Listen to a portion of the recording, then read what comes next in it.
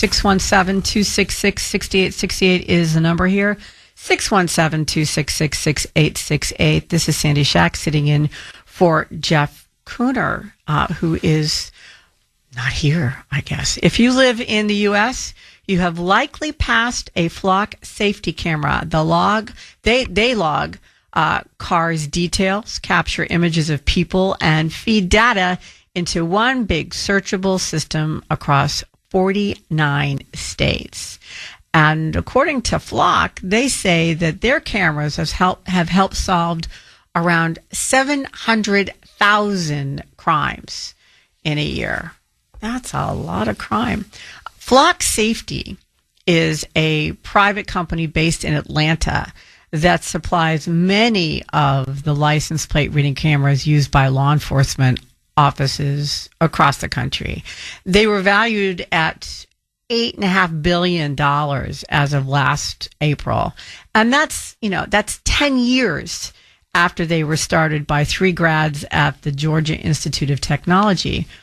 More than 7,000 organizations have contracts with Flock Safety, and that's according to the company's website. The equipment, it relies on solar power or batteries and uses cellular networks, is normally leased. It's not owned.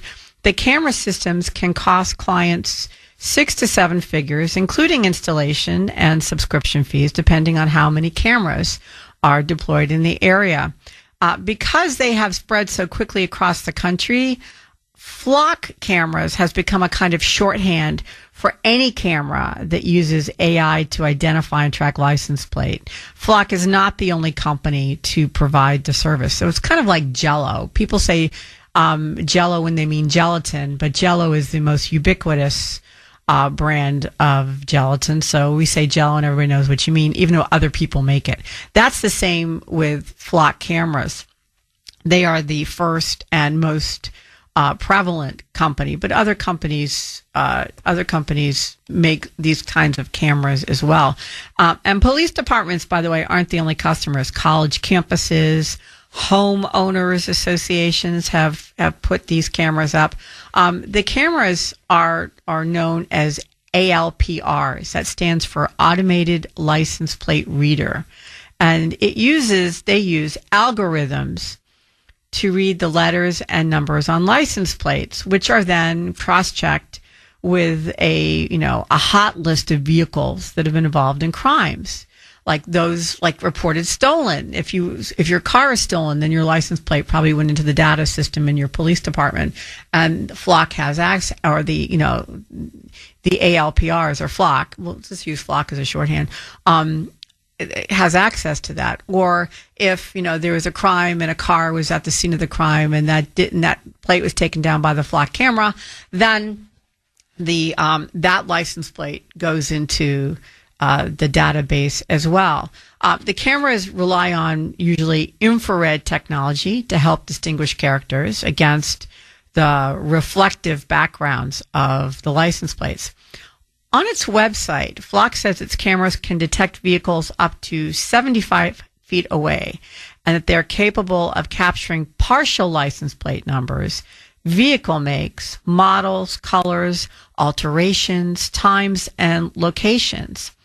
And then what the data that the Flock camera gets can be integrated with technology platforms from other companies, including, automated speed enforcement systems that catch motorists who are speeding or who are just driving too fast. Now, law enforcement have credited the ALPRs with providing critical leads in a number of very high-profile cases, such as, remember the manhunt for Ryan Ruth? He was the guy who was sentenced to life in prison for plotting to assassinate President Trump at his Florida golf course a couple years ago, back in 2024. Now, the International Association of Chiefs of Police has endorsed this technology, describing it in their statement, I think it was in their magazine, as a crime-fighting star. So they are really, really happy about Flock cameras. They say it's really been very beneficial to law enforcement. So This is all sounding pretty good, don't you think? I mean, Flock is selling its services as a crime-fighting tool because basically it's a network of cameras that record and analyze everything that passes by them. And law enforcement has used Flock cameras and its database of observed license plate numbers and other vehicle data to track or reconstruct the movements of vehicles that are involved in criminal investigations. Flock says it has about 120,000 automated license plate readers that pan, tilt, and zoom. And all these cameras are deployed throughout the entire U.S., and it captures tens of billions of data points a month.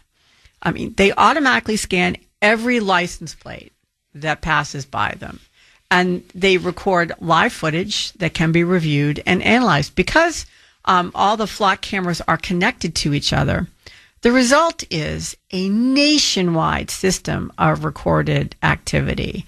Across the majority of states, a police officer in one state can be alerted if a car they're looking for pops up in another and can inform the local authorities there.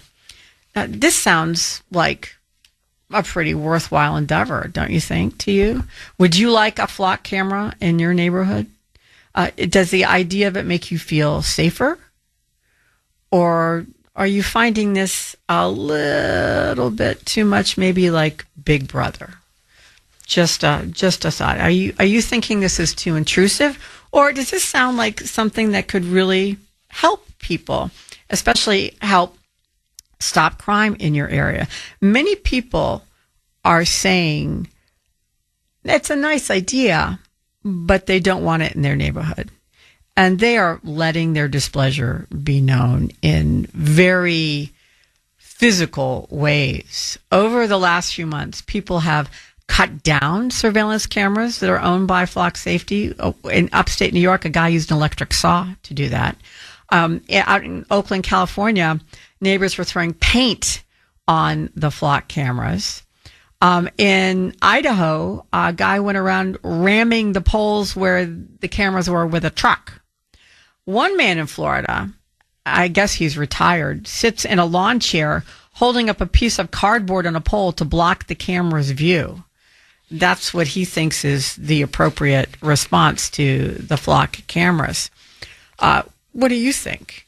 Does this response seem a little bit much? I mean, that's actually vandalism to ram the pole with a car or to take it down with a hacksaw or to throw paint on it. The guy with the cardboard sign, that's just a little obnoxious, but it's not really doing any harm, and he can't sit out there 24/7, so I'm not sure how really effective he is in the long run.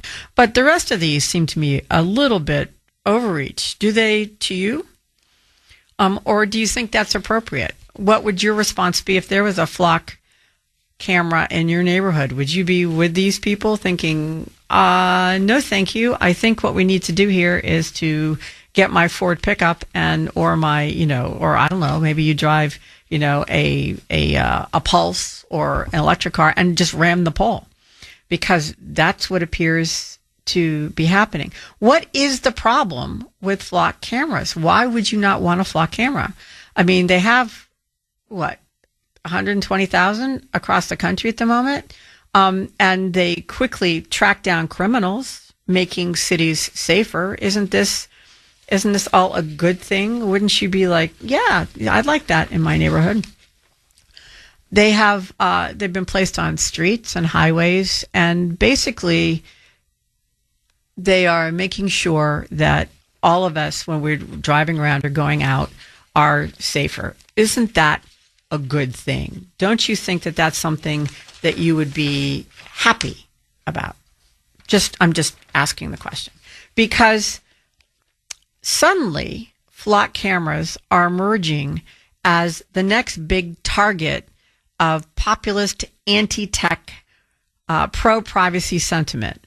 right up there. People are responding to them right up there the way they responded to the AI data centers. They're saying, this is technology gone too far. We can't have this.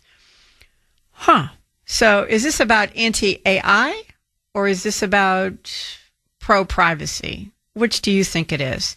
And if you're against the flock cameras, are you against them because you don't like tech? You think tech is growing too fast? Or is it because you feel your privacy is being invaded by flock cameras? Which side are you going to fall on here? So why do you think people are mad as wet hens at AI license plate readers? I mean, if you're not breaking or evading the law, why would you care? I mean, that's the first thing that comes to me is I don't really care if somebody sees me going down the highway, heading down to wherever, especially if my car is stolen and they can use that system to find my car. We're talking about flock cameras, which are helping police across country with the help of AI track down criminals. And people are mad as hell about it. They do not like it at all. Why, do you ask? More and more people are objecting to them. There's a coast-to-coast pattern of opposition to the flock cameras. It ranges from public officials to individual vigilantes, like the guy who's ramming the camera poles with his truck, spanning both metropolitan and rural America alike. It's across the board. It's a politically divided country for sure, but opposition to flock cameras is the rare issue that binds us together. This does not seem to be a Republican versus liberal issue. People on both sides of the aisle do not like these cameras. The complaints against the cameras range from it's a violation of people's privacy. Some people, basically call them a violation of personal liberties. A surveillance state is the first step towards a police state. That's from a progressive here in Massachusetts, says that they do not like these cameras. Is this a case of safety versus privacy? And which side do you fall on? Is it worth the flock cameras to have more security? Or are we looking at a step too far when it comes to AI and invasion of personal privacy? And is driving on a road in your car, should that be a protected private issue? I mean, there's all sorts of issues here. Let's go to the phone line, 617-266-6868. Kelly from Beverly. Kelly, welcome to WRKO. How are you? Good. Nice to hear your voice, Sandy. Thank you very much. Which side do you fall on the flock cameras? Well, actually, I'm for it, but I used to be one of those people that sat behind the computer and watched those cameras. Oh, no kidding. Yep. What we would do is, of course, we would take down all the info, put it in the computer of the vehicle, speeding, whatever it was doing. Yeah. And then we would forward on a speeding ticket to them if it was speeding. And then they had every right to, go to court and fight it. That's no problem. But we were told when I worked there, don't tell anybody what you do. Tell them you do data entry, and that's it. Really? Why? Because people would get really mad. I'm trying to keep my words. Yeah. Yes. When people find out you're doing that, when you're the one recording them speeding, even though they were in the wrong, they would get mad. They would get pissed. They would cut. I think they had one incident where they came to our door. Our building, where we're at, we were locked in, and we had to look through a peephole. You never let anybody in. I mean, It was that secure. Yeah, because, people don't like getting caught. Well, so here's another, an issue in regard to that. I understand people don't like getting caught or paying a speeding ticket. But, a policeman catches you on a radar, same difference, you're caught. But it's the people who aren't speeding that are also really, really mad about this. That are, these are people, some of whom, like the guy with the in Florida with the cardboard sign that he puts in front of the camera, he doesn't have a car. He doesn't like the idea speeding cameras, but it's more than speeding cameras. It's speeding cameras that talk to each other, maintain data, and can follow you. These cameras don't just take a picture, a still picture. My husband, it's really interesting. We had my husband got a notice that he had a ticket from Rhode Island. And neither one of us had been to Rhode Island in a couple years, actually. And there was a picture of our car, our license plate really visible, driving down the highway in Pawtucket and going too fast. And we got a speeding ticket. And it took us a while to figure out that what had happened was when our car had gone in for service, the service people had taken it for a test drive and had gone speeding down to Rhode Island. And so, I mean, that's where the ticket came from, but we had to do a lot of research to find that out. Now, I'm actually happy that I had the picture. I'm not happy we got the ticket, and we passed the ticket on to the service people going, excuse me. And they paid it. And, that was it. We didn't have to worry about, I don't know if we would have had to fight them or if they hadn't been, decent enough people, but we didn't have to. But we had a picture of it. And if we hadn't been able to figure it out, we would have been responsible for that ticket. But I still think flock cameras are not a bad way to go, even though this particular one could have cost me money as opposed to my service people money. But still, I think that if you're not, I understand the slippery slope, Kelly, and I'm a big slippery slope believer. I'm a big believer that once you start to infringe on rights, then before you know it, all your rights are gone. I absolutely, truly believe that. I don't see driving on a public road as an infringement of my right for you if you take a picture of it. Do you think I'm being too naive? Well, I think, you're in a public place. You no matter what, people have cell phones. They're taking pictures. There's come on. I live near Salem. There's tourists everywhere taking pictures. I have to be on somebody's cell phone somewhere. But that they would. When I was watching those videos from the cameras, I got to see somebody get T-boned. Oh, now somebody has ammunition when they went to court to say, "Hey, he's the one that ran the red light, and hit me." Yeah. See, I think the good outweighs the bad in this case, and I don't see that slippery slope being particularly steep in this instance. But maybe I am just not being realistic. I don't know. I need to hear from some people. Thank you for the call, Kelly. I appreciate it very much. The number here is 617-266-6868, 617-266-6868. The text number is 70470. And I have some people madder than wet hens over what I just said regarding, I think the flock cameras are okay. 504 is calling me a liberal loony bin woman, wants me off the air, and says that I'm secretly pushing Democrat talking points. Except that these talking points, this is not Democrat versus Republican. This is actually people who believe in privacy over security. And where is the difference? Where is the edge of that? And is the good that flock cameras can do? Our text number is 70470. Security versus privacy. That is the battle that flock cameras has brought to the forefront here. And my question is, can't you have both? Can't you have both security and privacy? And if the answer is no, which would you choose? Security or privacy? Let's go to Dave in Pennsylvania. Dave, welcome to WRKO. How are you this morning? Hey, good morning. Good morning, Sandy. How you doing? You and Mike are doing a great job tagging up in the absence of Jeff. You're doing great. Thank you so much. So tell me, Dave, you're on the road a lot. So what do you think? Do you like flock cameras? Yeah, it actually, Sandy, I had a mistaken identity incident. I got a letter from the New Jersey Turnpike, and they had taken a picture of my plate, what turned out not to be my plate.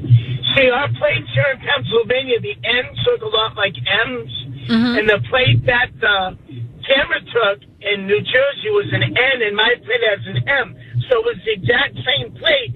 But the reason why I knew it wasn't my car, because I got a blue Honda Civic, and it was the background. You know, they can get some of the, like, the paint of the back of the car or whatever. Yeah. It was like a burgundy color. You could tell by the camera. So I got like 4 or 5 letters saying that my Pennsylvania license was going to be suspended unless I paid the bill. And I sent them the picture back of what they sent me. And they knew that they made an error, but an M looks like an N so much.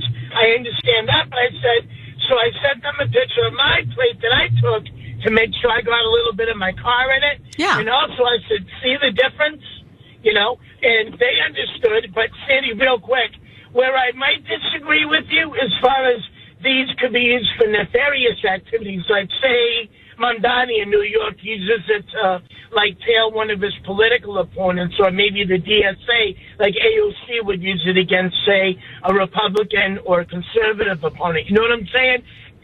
Like the Patriot Act that was brought in to secure our country after 9/11, all well and good. But then the deep state and the rhinos and the Democrats used it against President Trump. You know, I just don't want it to be used for anything nefarious. You know what I'm getting at? No, I understand what you're saying, and I was never, ever, ever a fan of the Patriot Act. I always thought that was a very steep, slippery slope. It had red flags all over it.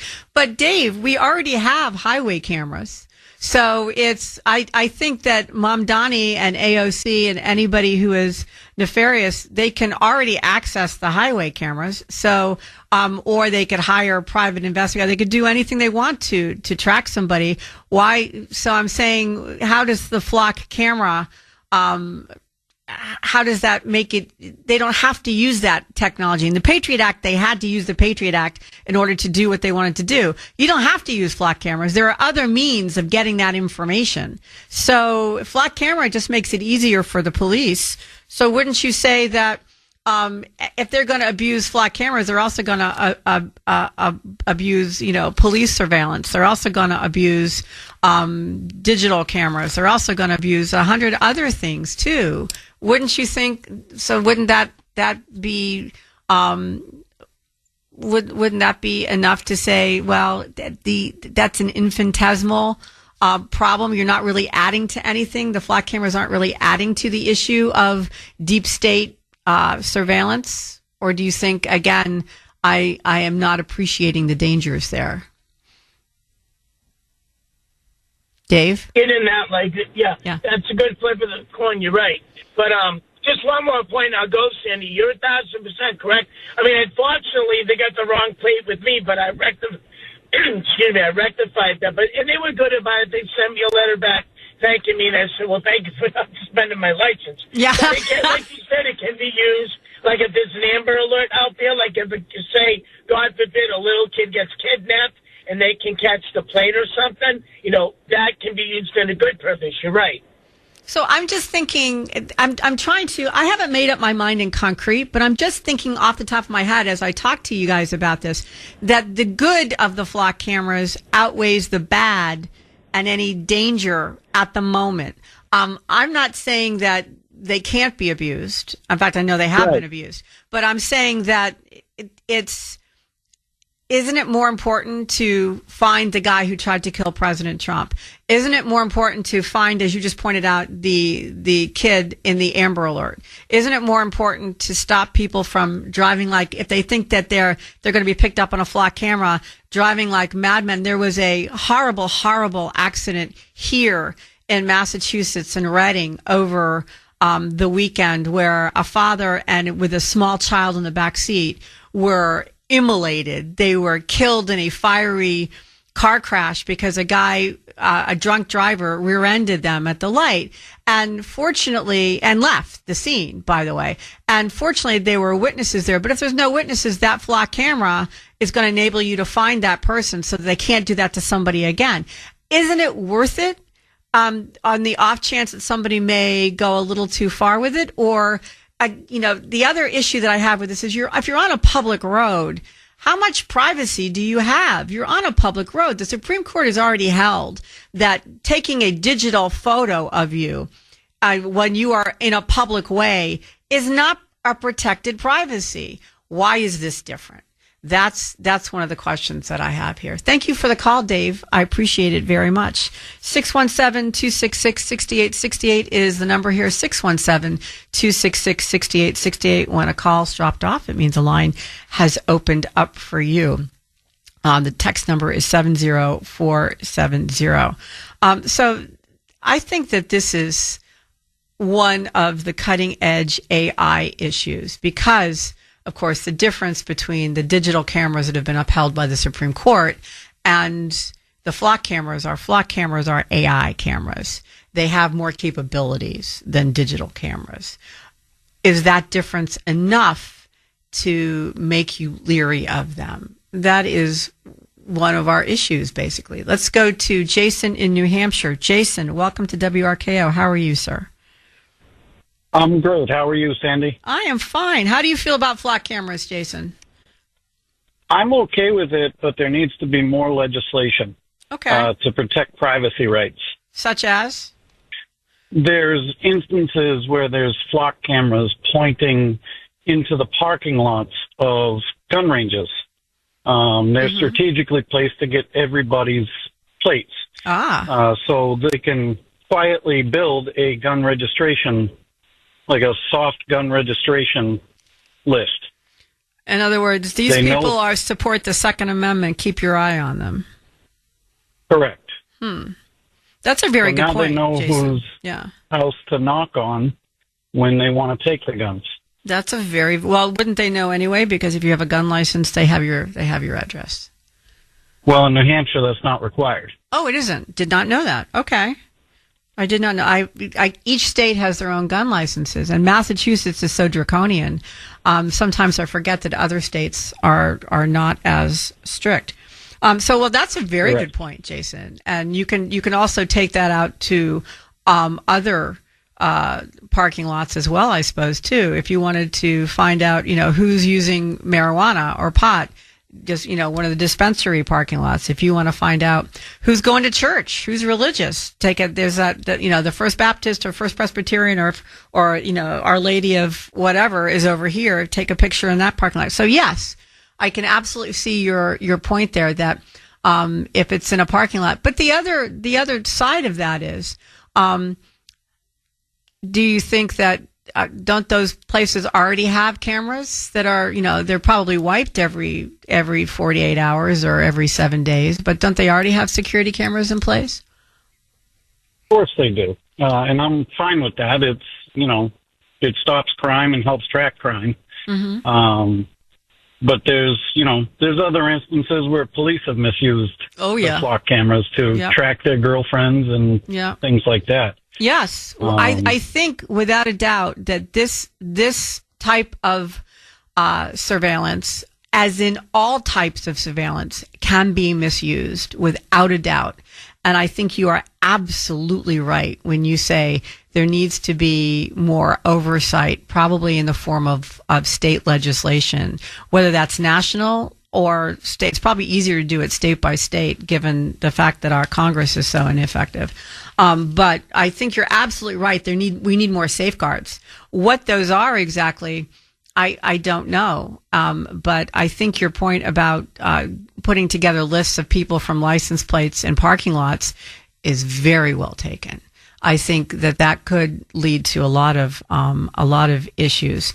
And so maybe one of the things we need to do is create a list of what oversights, if you're going to keep flock cameras, what oversight needs to be in place. And private parking lots, not necessarily government parking lots, but private parking lots need to be excused from, or their data erased, or however you want to word it, or whatever people think is the appropriate level of scrutiny to put on those cameras. But I think that's a really, really good point, Jason.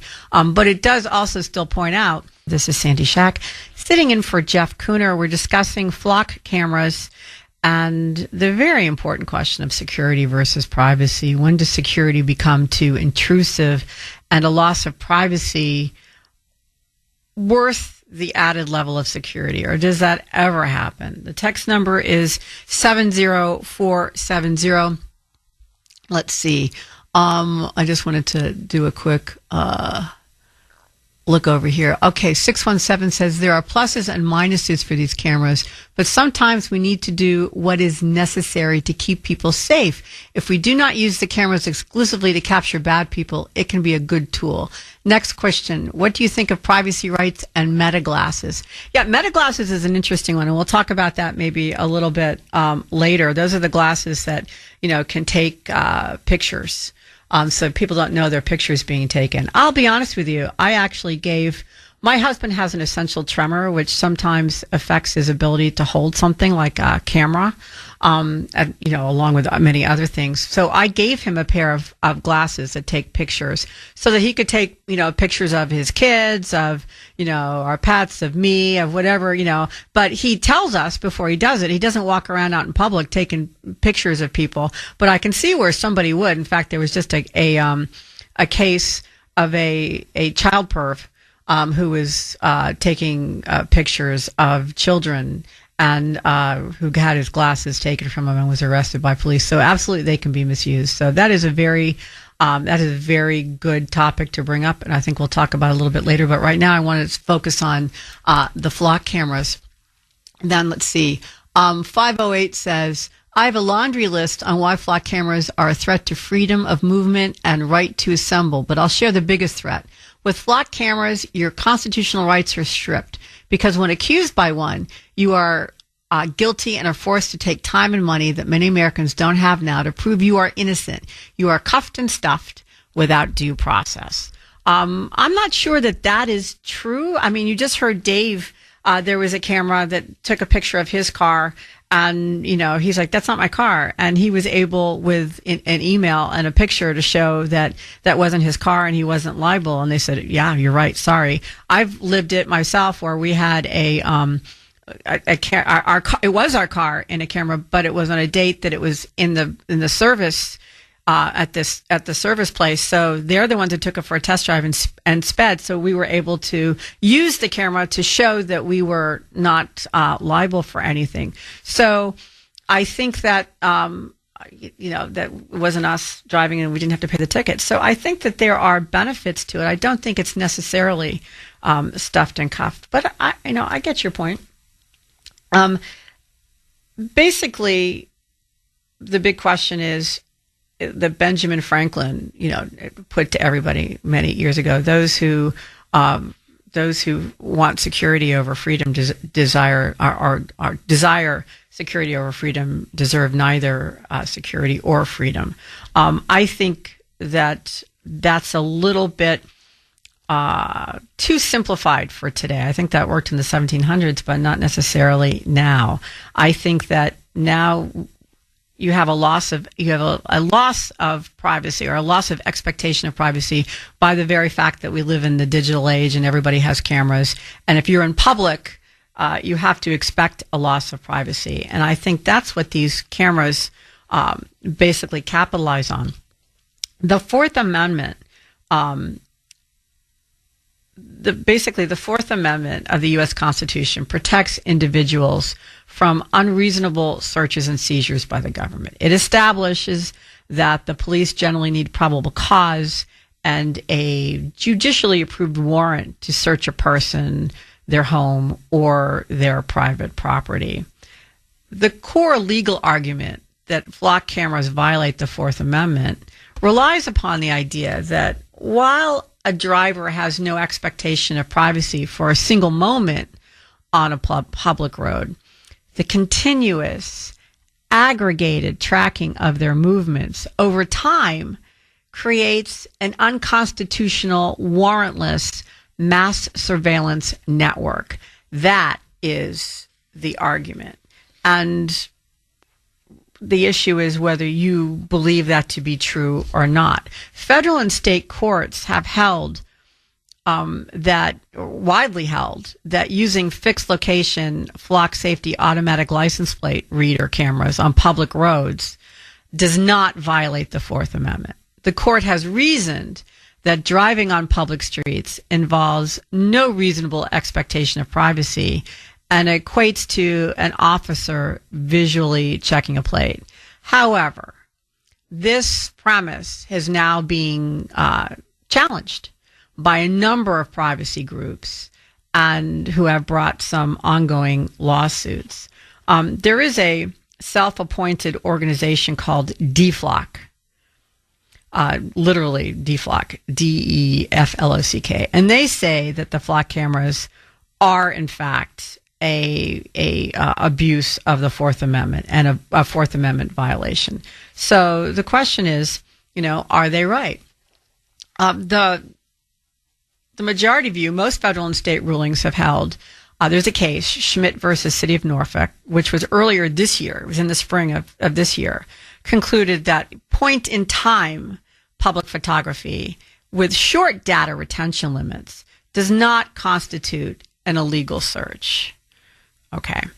But civil liberties organizations like the ACLU and class action lawsuits, there was one filed in San Jose recently, argue that the aggregating persistent tracking data is what creates an unconstitutional pattern of life surveillance.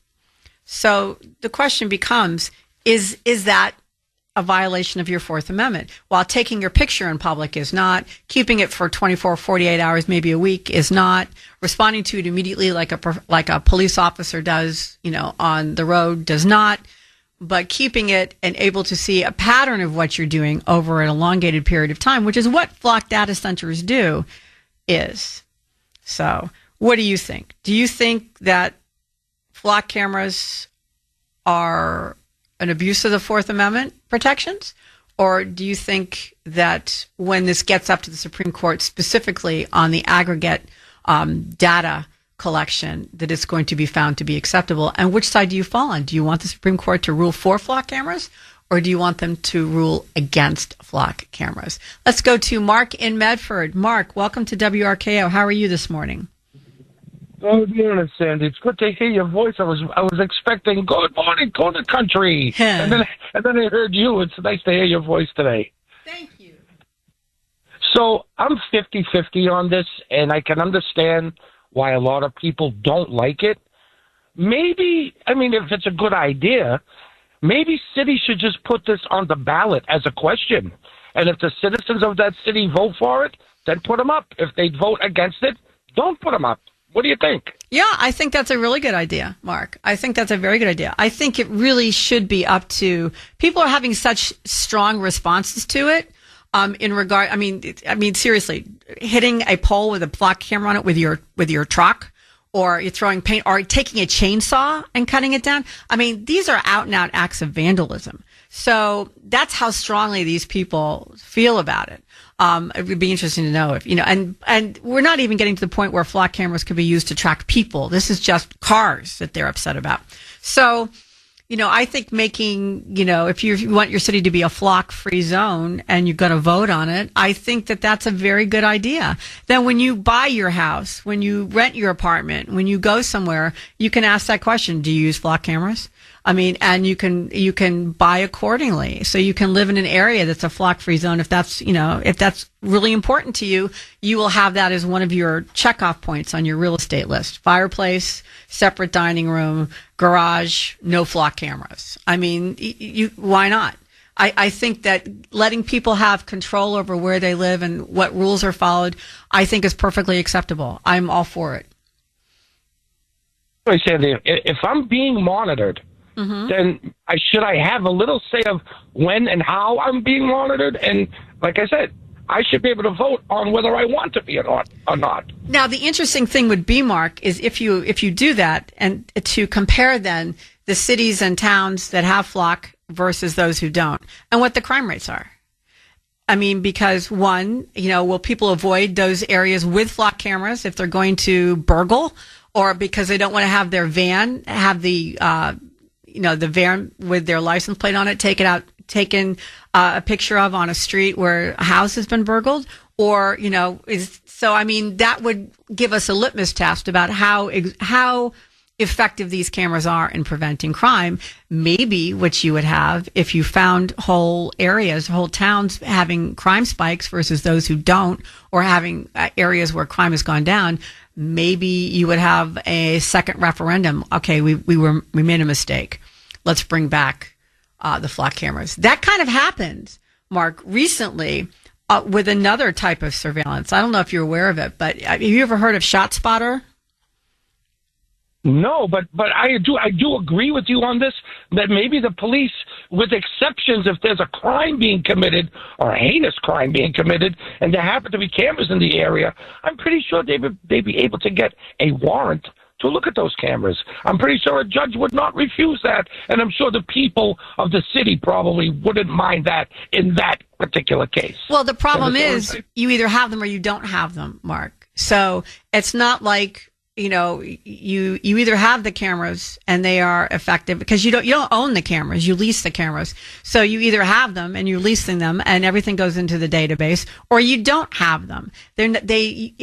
It's very expensive to have flock cameras. So if you're not going to use them, no city is going to spend the hundreds of thousands of dollars out of their budget to have flock cameras if they're not going to utilize them on a regular basis. So it's not going to be you get to have flock cameras and you don't really need to, infringe on anybody's privacy and check out the data unless you can get a warrant from the police. You're not going to have the flock cameras. A no is a no. If you want them, you take the good with the bad. That's my reading of how they work. So it's not as if you can just use them sometime. They're too expensive for that. You either use them or you don't use them. And if you want them, great. We'll bring them, we'll install them for you, and you pay for the whole kit and caboodle, and there you go. Otherwise, you don't get anything. So I don't think you can do a part-time use of them, Mark. That's I could be wrong. If somebody works for Flock and wants to tell me that I'm wrong, please, let me know.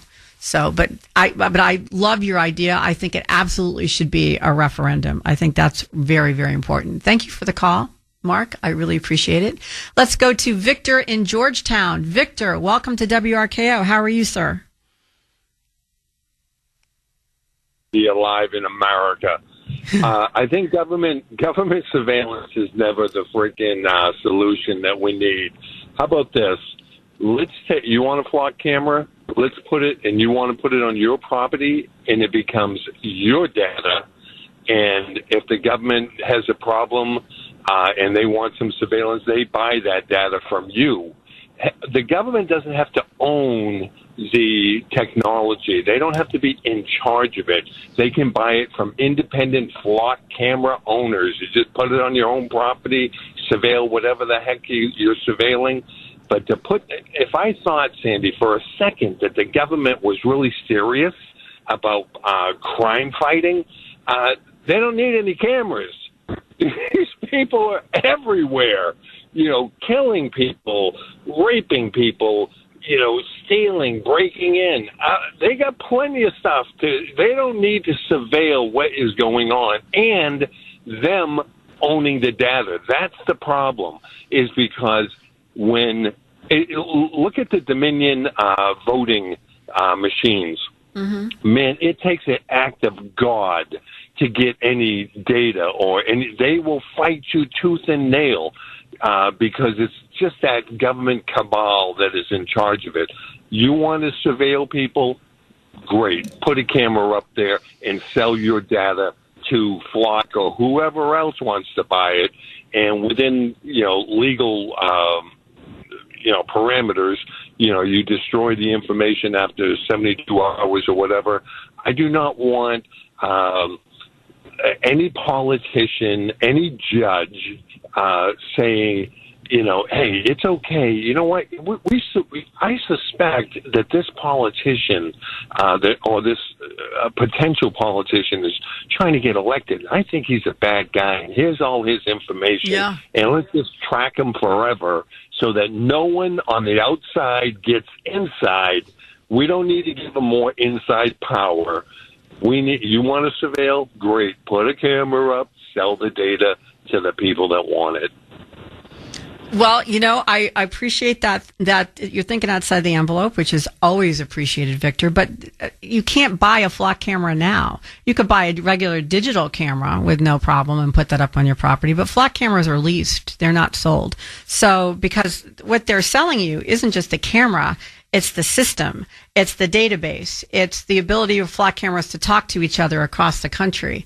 So you only lease the camera. Cities only lease the cameras, and homeowners associations, private entities too, like a country club or businesses. So they can also lease the flock cameras. Flock cameras are very expensive to lease because, again, you're not just leasing the camera. You're leasing the system and the ability of these cameras to talk to each other. They're AI. And they form like a hive mind as opposed to just a single camera entering data into a database. So I don't think it's feasible for an individual homeowner to put up a camera, a flock camera. They can put up a camera and certainly make their data available. And that happens a lot. Remember when the marathon bomber, they were during those 48 hours after the marathon bomb, and the reason why they were able to pick out the Tsarnaevs in the crowds were because they went to private entities like Lord and Taylor's, which was right there on Boylston Street, or they went to some of the restaurants, and there's CCTV cameras, they're digital cameras that were there, and they went to them and said, "Hey, can we have your camera footage?" And of course, these businesses said, "Here you go." And those were all private cameras that were given over to the police, and they were able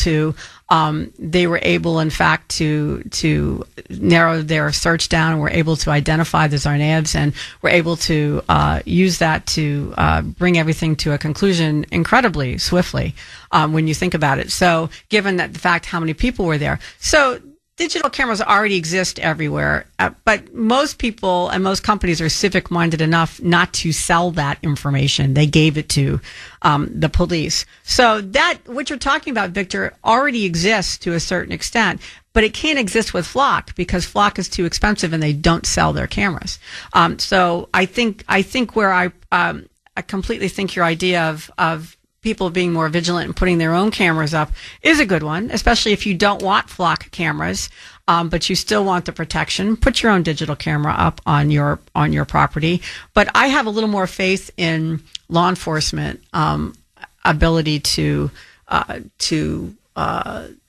use this system for good with, as an earlier caller mentioned, with, I think, more safeguards, more actual legal safeguards in place than are probably there now, because it is the wild, wild west when it comes to AI, and this is an AI product, and there's not enough issues, there's not enough guardrails as it is in regard to AI, but I think there will be more. Thank you so much for the call, Victor. I appreciate it very much. Let's talk to Rob in Boston. Rob, what do you think? Are you for flock cameras? Do you believe that the lack of or the loss of privacy is worth the gain in security? I do. I got to tell you, so I'm a retired law enforcement officer, and I know Flock intimately. Mm-hmm. And when they first came into my community, we already had experience working with LPRs on police cruisers. And as you said, you can't buy a Flock camera. You can buy LPRs for your police cruiser. They're very expensive. I don't know what they go for now, but at the time they were going for, over $20,000 per cruiser to put them on. So wow. They're not cheap. Yeah. And along comes Flock and says, "Hey, we'll give you a camera. We'll lease it to you for $2,000 a year." That's a bargain.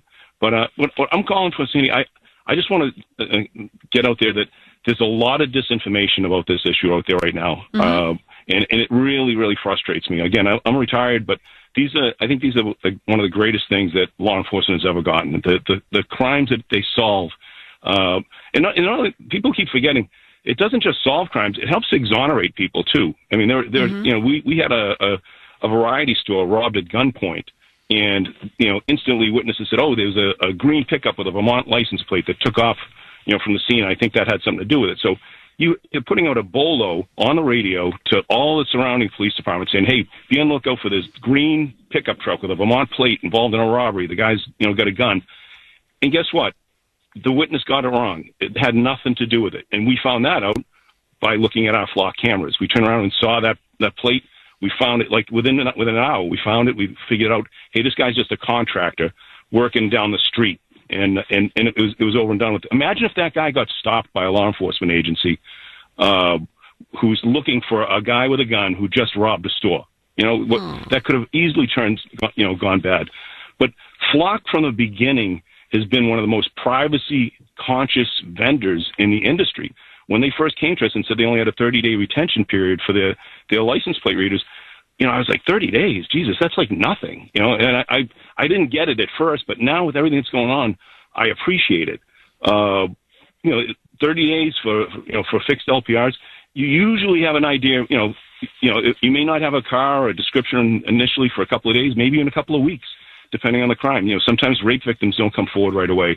You have things that happen, and, we have people don't understand that there are millions of cameras recording you every day, 24 hours a day, 7 days a week, throughout the country. All Flock does is gives you the ability to index it, to look for stuff that you already have on your other cameras. That's what most agencies use it for. We had an agency that called us up and they said, listen, we had a rape in our city. We have the car driving from the scene. We have it on 10 cameras leaving the scene. It's got a distinctive bumper sticker on the back of the car, but we just can't read the plate. Can you check your cameras? And I said, well, we'll check our cameras. I said, but I get better than that. I have a license plate reader. Let me see if it comes up on it. We checked the place where the guy fled, didn't find the plate. So I said, well, you know what? Maybe he went into your town on a different. Oh, Rob, I'm sorry. Hang on right there. I want to hear the rest of your story. We're up against a hard break, so please hold on to the break. We'll be with you right on the other side. Private eyes are watching you, and they're doing it through Flock cameras. We're talking about the new privacy lightning rod of the Flock camera, the license plate reader, which provides a continuous aggregated tracking of a car's movement over time. And many see this aggregated, persistent AI-based tracking as a violation of our Fourth Amendment rights to privacy. Now, Rob from Boston, a former law enforcement officer, says that Flock cameras can be a police officer's best friend. And Rob was telling us about how a suspect in a serious crime was caught using such a license plate reader. I'm sorry we were interrupted, Rob. Please continue. Say that, the other agency had this guy driving away on 10 different cameras, but never could identify him because all of these cameras, they're not that clear. They don't get license plates.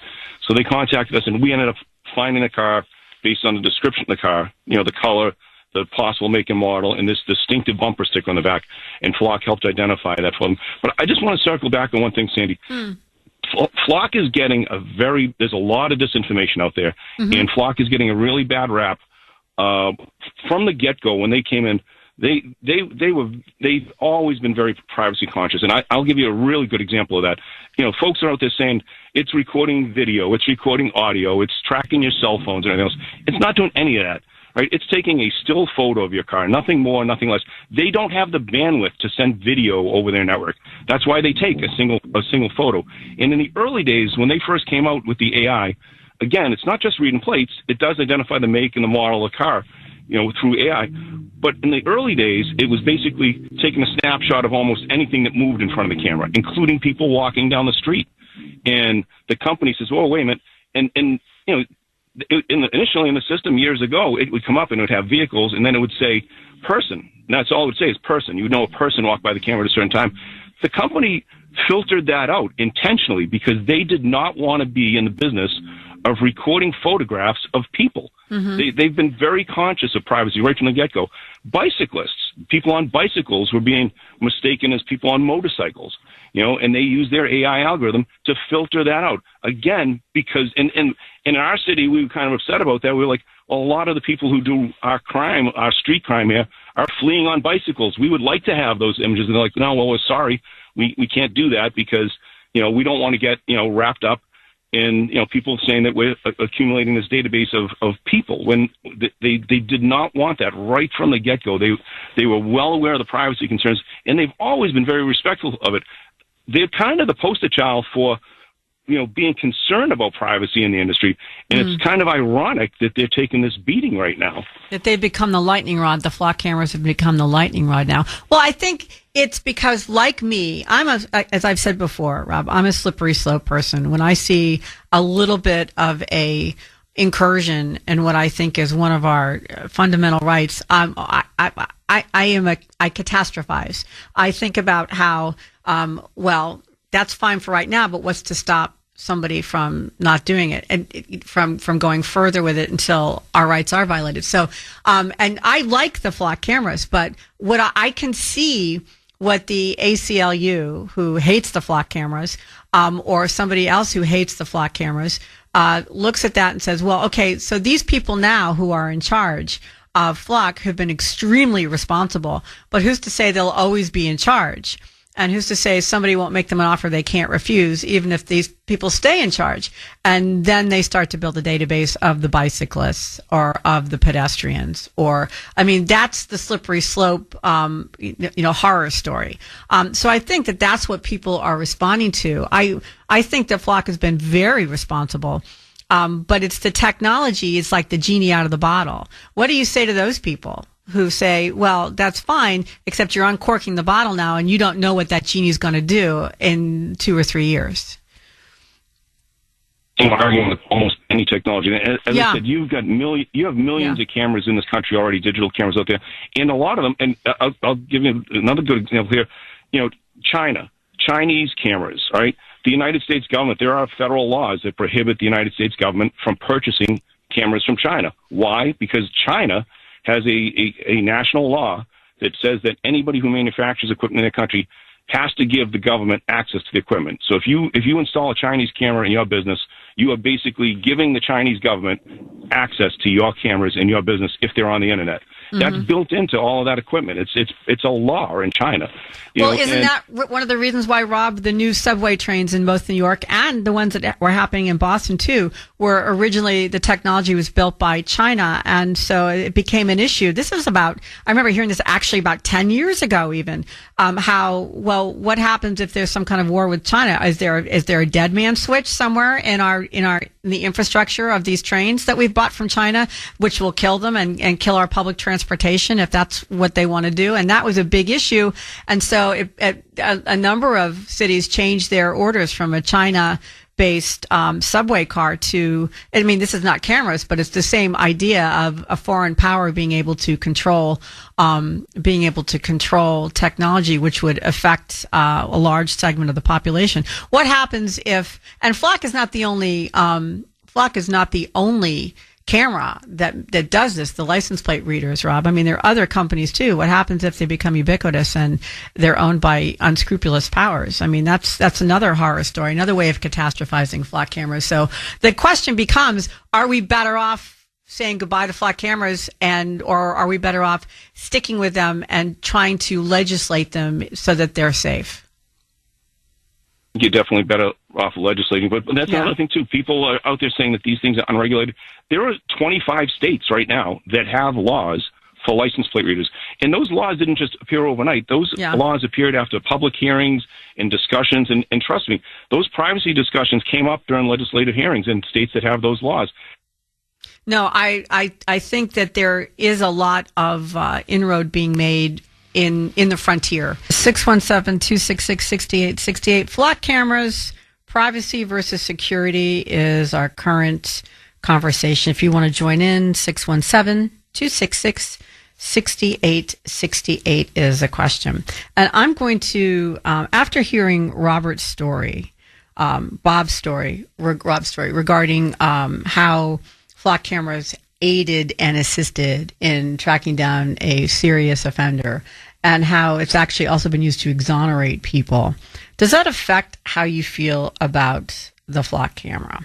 And I'm going to make the flock camera, I'm going to make this the poll question, which is brought to you by Mario's Roofing, Siding, and Windows, which you can take on X at the Kuhner Report or at WRKO.com/Kuhner. The poll question is, are you for or against the flock cameras? I want to get a basic poll from our audience, how many people are for and how many people are against. What do you think? Is the flock camera a violation of your constitutionally protected right to privacy? Or is it a worthwhile security tool that people are using? Most people know that police can record in public. The Fourth Amendment does not stop basic street cameras. But flock systems go way beyond simple recording. So the question really becomes where do the constitutional issues start with the flock camera? Traditional surveillance before flock was basically a stationary camera recording whatever passes by. Low expectation of privacy, limited data, nothing fancy, just your basic camera. But now with flock, we have automated systems that continuously identify, track, and analyze movements across entire cities. They store and connect with other flock cameras. So they store huge amounts of data over time, basically generating what they call a detailed pattern of life for the cars that pass in front of the lens. And this creates what the legal community is now calling a mosaic, a full profile of where you go, who you meet, what routines you have. That wasn't possible with traditional surveillance. So the key question becomes, does combining and analyzing massive amounts of public footage violate a reasonable expectation of privacy? Even if individual movement is public, the total surveillance picture starts revealing private information about your life. And some people are arguing that this turns it into a search that should in fact require a warrant. And courts are not settled on this at this moment. The law has not caught up with the tech yet, but we see a trend now. When police can track everyone's movements automatically all the time, then does the Fourth Amendment come into play? I don't like that recording in public. I don't mind recording in public. If you're on a public street, then you're asking for it, basically. Anywhere you go in public, anybody can see you. Anybody can take your picture. As an earlier caller pointed out, there's millions of cell phones out there. Anybody can take your picture. But when you turn entire cities into a searchable database of people's daily lives, does that become an issue under the Fourth Amendment? That really becomes the question. Where do you stand on the flock camera? Let's go to Suzanne in Watertown. Suzanne, welcome to WRKO. How are you? Sandy, I'm doing well, thank you. I'm a long-time listener and a first-time caller. Oh, welcome. Thank you. I'm thrilled that my call was taken because I have a lot to say. I don't think there's enough time on this, but I am all for it, 100%. Okay? Mm-hmm. We are in a time when the politics and the divide and this lawlessness and, hating ICE, hating police. I want to first applaud and say thank you to Rob as well for his service in law enforcement. And what a well-spoken, a good representative of law enforcement. Oh, absolutely. Okay? Yeah. And that's what we have to, that is what represents, the police force, are men and women like that, okay, to begin with. There's always one or two bad apples, and eventually they get plucked. But, they're not all, the majority are good and are there to do due diligence and keep us all safe. And this is a nice tool to have in their toolbox as well, in keeping the communities in which they serve and keeping us safe. And, with that being said, I think to begin with, if I'm not mistaken, this was a short order as far as the pilot program that that Flock sent out. There were a few select municipalities to run a trial base on these cameras. Not everyone, was a candidate for it. Not every municipality. And I think with how they selected was within that community with how well experienced and good policing they were in, you know, the unfortunate events that they had gone through.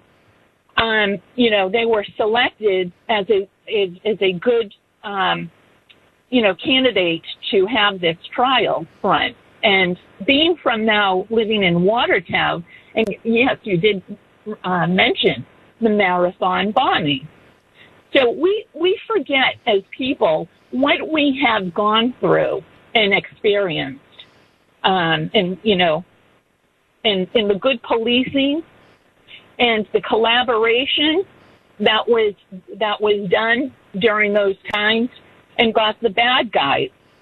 It was all through the collaboration and the tools such as, you know, surveillance that lead, you know, the good police men and women to have the ability to apprehend the bad guys. You know, you mentioned Lord and Taylor, correct? Yeah. Right. That there's and you some know, of the restaurants also along Boylston Street. A bunch of the restaurants turn their stuff over. The stores turn their stuff over. I just remember the one at Lord and Taylor being particularly useful to them because they really got some really good shots of Zarnaev on that. And that was one of the ones that really helped them, the one at Lord and Taylor's. To those cameras. And I think, I be honest, I was one in the beginning, you know, with the Patriot Act and with, you know, the cameras going up. Oh, my God, you know, the exposure and all this, and a little, you know, apprehensive about it. But then when you see the outcome, you applaud it. Mm-hmm. I was thrilled to see. I went, you know, bells and whistles, applauding the good police work from, you know, that caught the marathon bombing. Oh my gosh! The cameras. Yeah, it was so impressive. It was so impressive. You know, so we have to remember that, and this is just an added tool to use to get and apprehend and allow the most importantly, to allow the collaboration of different jurisdictions. Does the idea, Suzanne, I'm sorry to interrupt, does the idea that this could be used to infringe upon your privacy bother you at all? Not at all. I mean, we're exposed everywhere we go with a doorbell camera. You know, the highway. What about the Mass Turnpike? People who drive the Mass Turnpike have a Mass Turnpike photo album. Yeah. Okay, because that did take your picture and your license plate with your, you know, the little device on the windshield, which I think they're not doing anymore. But what is that? The transponder or the? They're not. I mean, I have the transponder on my car, so that is what takes the picture. I mean, it does get the face. There's no way of avoiding your face. I did not know that. So your facial image is, you know, is also collected. So you're saying basically, Suzanne, that we're way past the point where we should be worried about lack of privacy on public roadways and so forth, because we've had no privacy out there for years already. It's already through transponders, through the readers on the pike. It's people with the CCTV cameras that have been ubiquitous now for a couple of decades, and people with cell phones even just taking pictures and selfies and everything else. So you're not worried about it because that ship has sailed a long time ago, which I think is reasonable response to this. I think that's correct. Flock cameras, are they a security boon or a privacy nightmare? You can also text me at 70470 on the text line. Let's see. 508 says, Flock is a great technology and very useful, but look how FISA has been abused and turned on the average citizen and political foe. That's a good point. It's a well taken point that there is room for problems, and that has shown itself in the flock cameras as well. There are issues with the flock cameras besides the Fourth Amendment issues, and I'm thinking about abuse of the system, like you're intimating with the FISA system. What happens when these, super surveillance capabilities are not used to protect, not used on the side of the angels, as it were, but instead are used for self-serving or ignoble reasons? That has been brought up by a couple of callers before. And there have been some headlines lately dealing with this particular issue. In particular, in Gaines City, Florida, a police officer has been charged with official misconduct after allegedly misusing the flock safety surveillance cameras a total of 717 times to track his estranged wife's vehicle. Officer Goodson was charged last week with multiple offenses. And according to an affidavit in the case, Goodson used the surveillance system between September 1st, 2024, and June 30th, this last June 30th, 2026, entering his estranged wife's license plate into the system to track her vehicle. He used the system, 280 times in September, 104 times in November. Well, you get the idea. He was kind of obsessive about it. When asked for the reason behind his searches during questioning, he cited justifications including, in other words, what they're asking is why, when you enter a license plate, you have to put into the system why you are asking. And when he was entering her license plate, these are some of the things that he entered into the system: assault and battery offenses, drugs and narcotics, criminal motor vehicle offenses. And it turns in, but the ex-wife, was not part of any investigation that would have legitimized those particular searches. She eventually found out about it after a Washington Post reporter called her, requesting an interview for a story about officers misusing the flock system. And she told him what was going on. She said, "Listen, dude, they've called me. What the hell are you doing?" And then he went to the home of one of his superiors at the department and admitted to tracking the car. He said he did it to see where the couple's kids were when they were with her, which of course is, in my opinion, bull bleep. But okay, that's his story. He's sticking to it. So he's been placed on administrative leave with pay. In other words, he's got a paid vacation for a bit following his arrest. He's been arrested. And the police department is investigating the matter. So that's what's going on with him. But then it's not an isolated incident. In Louisiana, an officer was fired over personal use of the flock system. The sheriff's office said it opened an investigation into improper use of flock after media questioned the department about an allegation that an officer used the system to search a single license plate several thousand times over the course of several years. The officer admitted to the search. He said it belonged to his former fiancée. So we've got a little bit of stalking going on here.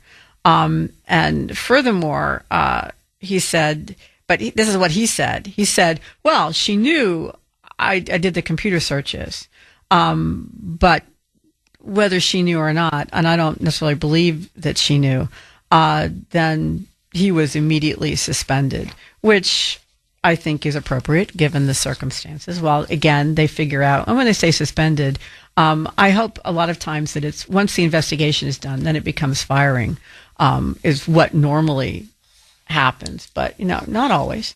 And here in Massachusetts, we too are not immune from flock abuse. And the Stowe Police Department placed an officer on leave and disabled the flock cameras in the entire town after the officer allegedly used the surveillance cameras and other police databases, by the way, to look up information about somebody he knows personally. It was Officer Jason Rogers was placed on unpaid leave at the end of July and faces terminal proceedings and criminal charges for misusing the system. It was in June. A Worcester County resident alleged that Officer Rogers improperly used police to access personal information. And he and the officer were known to each other within 3 hours of receiving the complaint. The department placed Rogers on leave. That's how strongly they felt about nipping this in the bud. Rogers had attempted to obtain personal information about this resident multiple times. He ran vehicle information through Flock multiple times for no legitimate law enforcement purpose. And he also allegedly looked someone up in the state's database for records for reasons not related to law enforcement at least 5 times. He did that at least 5 times. And he's not the only. Massachusetts officer who's gotten into trouble for this. There was a New Bedford police officer who was recently accused of using Flock to track her ex-girlfriend. New Bedford temporarily suspended its use of Flock as well after this happened. So not only are these towns and cities suspending the officers who are accused of abuse, but they're also ending the system. They're saying that, I guess, it was too much temptation for their officers. Is that what the message that I'm getting there? How about, if it's a couple bad apples, that's a police officer, an individual police officer issue, not a system-wide problem. But these cities and towns have ended the whole system. Do you think that's going too far? Should they have done that? Is this more, they did the right thing in suspending the officers and open termination proceedings to investigate, make sure there's truth to the matter asserted, and if so, then they're gone. You have one in Stowe, one in Worcester. One in Stowe, one in New Bedford. So therefore, let's end the whole Flock program? Is that going too far, or do you think that's appropriate? Do you think that police should be trusted with Flock? Is this just a case of a couple bad apples? Or is Flock just too tempting a system to have around, and no matter how good your police force is, somebody's going to abuse the system? Because that's what those towns are saying to me. And I don't necessarily agree with them. Do you? Let's talk with Matt in New Hampshire. Matt, welcome to WRKO. How are you, sir? Matt? I am wonderful. Oh, good. Glad to hear it. Okay. I got, man, so much to talk about now. I understand Flock cameras just by sitting here listening to you. Mm-hmm. It's not what I thought it was, but so I agree that we should have the Flock cameras. I think they should be everywhere. However, there is a certain aspect of the Fourth Amendment that, all right, so if you're committing a crime and they're using these Flock cameras to catch you because you've committed a crime, they have reasonable suspicion that you've committed a crime and they're investigating you. So that's why they should be there. I take issue if you're using it now, and this comes back to something you said, if you're using it for issuing citations for speeding or this or that, those aren't criminal acts. Those are civil violations, and it is a bit of an overreach. And something you said is that if you're not going to use them, why are you going to have them? Because they're so expensive. And that to me, that's what ultimately what it comes down to is government wants to control, wants to make money and wants to have control. And that's part of the reason I don't appreciate them. Like I said, can't be using them to literally enforce traffic law. I mean, if they do, then they should be literally using it to enforce every single traffic violation they ever catch on these cameras, which would be, again, absurd. Well, but they're not just using them for traffic laws, Matt. They're also, like we heard from Rob in Boston, they're using them to catch serious criminals that they may have an idea already who they are, but it's the last piece in a puzzle for them to be able to track them down. A rapist, a murderer, the guy who tried to kill President Trump in Florida on the golf course there, he was found because of a Flock camera. So, it has a lot of very serious crime uses. It's not just about speeders. Right. So, and again, that's why I believe that we should use them, that we should have them. because exactly, you go back to the marathon bombing. I mean, that's like, cameras are what solved that. And to have these, so that's just when you have a crime committed and you've got a license plate number, a crime just got committed, you should be able to punch that license plate number in and catch that person in real time. You know, if it depends on how many flock cameras you have, which is another, issue of how expensive are they and how many can you realistically have in the city before it becomes too expensive. Yeah, I mean, I don't know how many. I think the fact that they're expensive right now, although one of the officers, Rob, was telling us that compared to individual cameras, body cams, which can cost on the cruisers can cost $20,000, leasing a flock camera with its service is $2,000. So you could that becomes more doable for a city to put those in various places. So you're not concerned about your privacy being invaded. You think that the gain in security is worth any risk on that level. Yeah, I'm okay with if you want to call it privacy invasion, like you said, you're not really in private, you're in public. It's not really private. I'm okay with it. I tell you what, in the unlikely event that I am under a criminal investigation for some reason, I don't imagine that happening. I'm a law-abiding citizen. But if that were to happen, I do support the police having the flock cameras as a tool to investigate me. And I believe that probably because I think it will, like you said, exonerate me. Well, it certainly exonerated our friend from Pennsylvania, who was one of the first callers this morning, Dave from Pennsylvania. They sent a picture, and he was able to show them that that's not me, and that exonerated him. He didn't have to pay the fine. And Rob from Boston told us of a couple of cases where it really was effective for their party to eliminate people and get them out from under suspicion because the flock cameras proved beyond a doubt that they were not the person. So it can be used for the side of the angels. Does it concern you that there are police officers who have given into temptation and use these cameras in furtherance of obsessive behavior over somebody, invading somebody's privacy, following them around, an ex-wife, a fiance?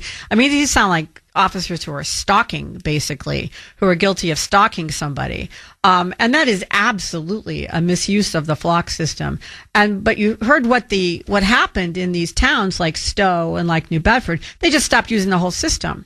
I mean, they're dealing with the individual officer involved in each of those cases, but their bigger response was to say, we don't want the cameras at all, as if saying police officers cannot be trusted to use flock. Does that give you any pause? No more than I had before. That's a police problem. If that's your concern, you shouldn't just do away with the flock system. You should do away with the police, because you're always going to have that problem. Police, but I actually, not for nothing, I appreciate the flock system, because this guy exposed himself using this flock thing. If it weren't for that, he might have been stalking his fiance or whatever in other ways, and you might not have found out about it. Mm-hmm. No, I don't. Again, this is a problem with the cops that's always been there. It's always going to kind of be there. It's a human problem. It's a very human problem. Police officers are human too. And that's a very human problem. I don't know how you fix human problems. Otherwise, I wouldn't have the problems that I have. Yeah. We all have, so anyway. We all have our issues. I know, Matt. I got to go work to do. And thank you for giving me a platform. I appreciate it. You're doing a great job, Sandy. Thank you, sir. I appreciate it. And I appreciate you calling. Day. Thank you so much, Matt. Yeah, so I think Matt agrees with me that getting rid of it's both Stowe and New Bedford, getting rid of the flock system is like throwing the baby out with the bathwater. So should the cameras go? Or do we have to just implement better safeguards so they can't be misused by unscrupulous individuals on the police force who obviously have issues before the flock cameras?